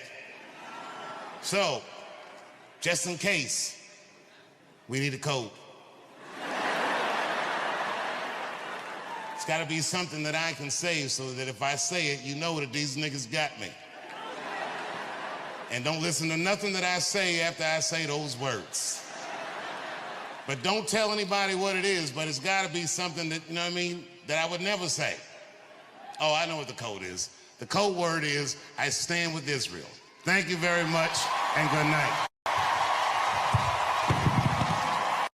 The fear that I have for myself. So Israel could do it this secretly, and no one would talk about it. And in 20 years' time, 30 years' time, the population of Gaza would all be gone. It would be a very secret, right? Instead, they choose to do this in front of the world. And my argument to you is that this is intentional. They want the world to hate them. Because by doing this, they create the ultimate taboo, right? We find this disgusting and contemptuous, so the entire world will unite against Israel. But guess what? That's what their religion wants. In the extreme form of Jewish eschatology, or their religion, they believe that at the end of the world, Israel will fight the entire world and God will help Israel triumph in the end. So what's really happening in Gaza is that there are extremists within the Israel government who want to accelerate the process of the end of the world, where Israel will face the world. And if you think about it, the entire idea of this ritual sacrifice is to unite the Israeli population. And what's extremely disturbing and horrifying about it is that this works. Why? Well, let's use an analogy, okay? The analogy is this. In Chinese history, the most popular military stratagem is to fight with a river behind your back. You guys have heard of this strategy, right? Where, okay, an army is losing, okay? It's being scattered by the enemy. So what the general does is forces the army to retreat to a river. And now with a river blocking your escape, you have a choice. You can either drown in the river or you can fight to the death. And most soldiers will choose to fight to the death. And so at this point, the soldiers are unified, they're galvanized, they're energized, and then they find a surge of energy to go and destroy their enemy. Okay, this is the most popular military stratagem in ancient Chinese history, and guess what? It's the same as Israel doing this right now in Gaza. It's the same logic.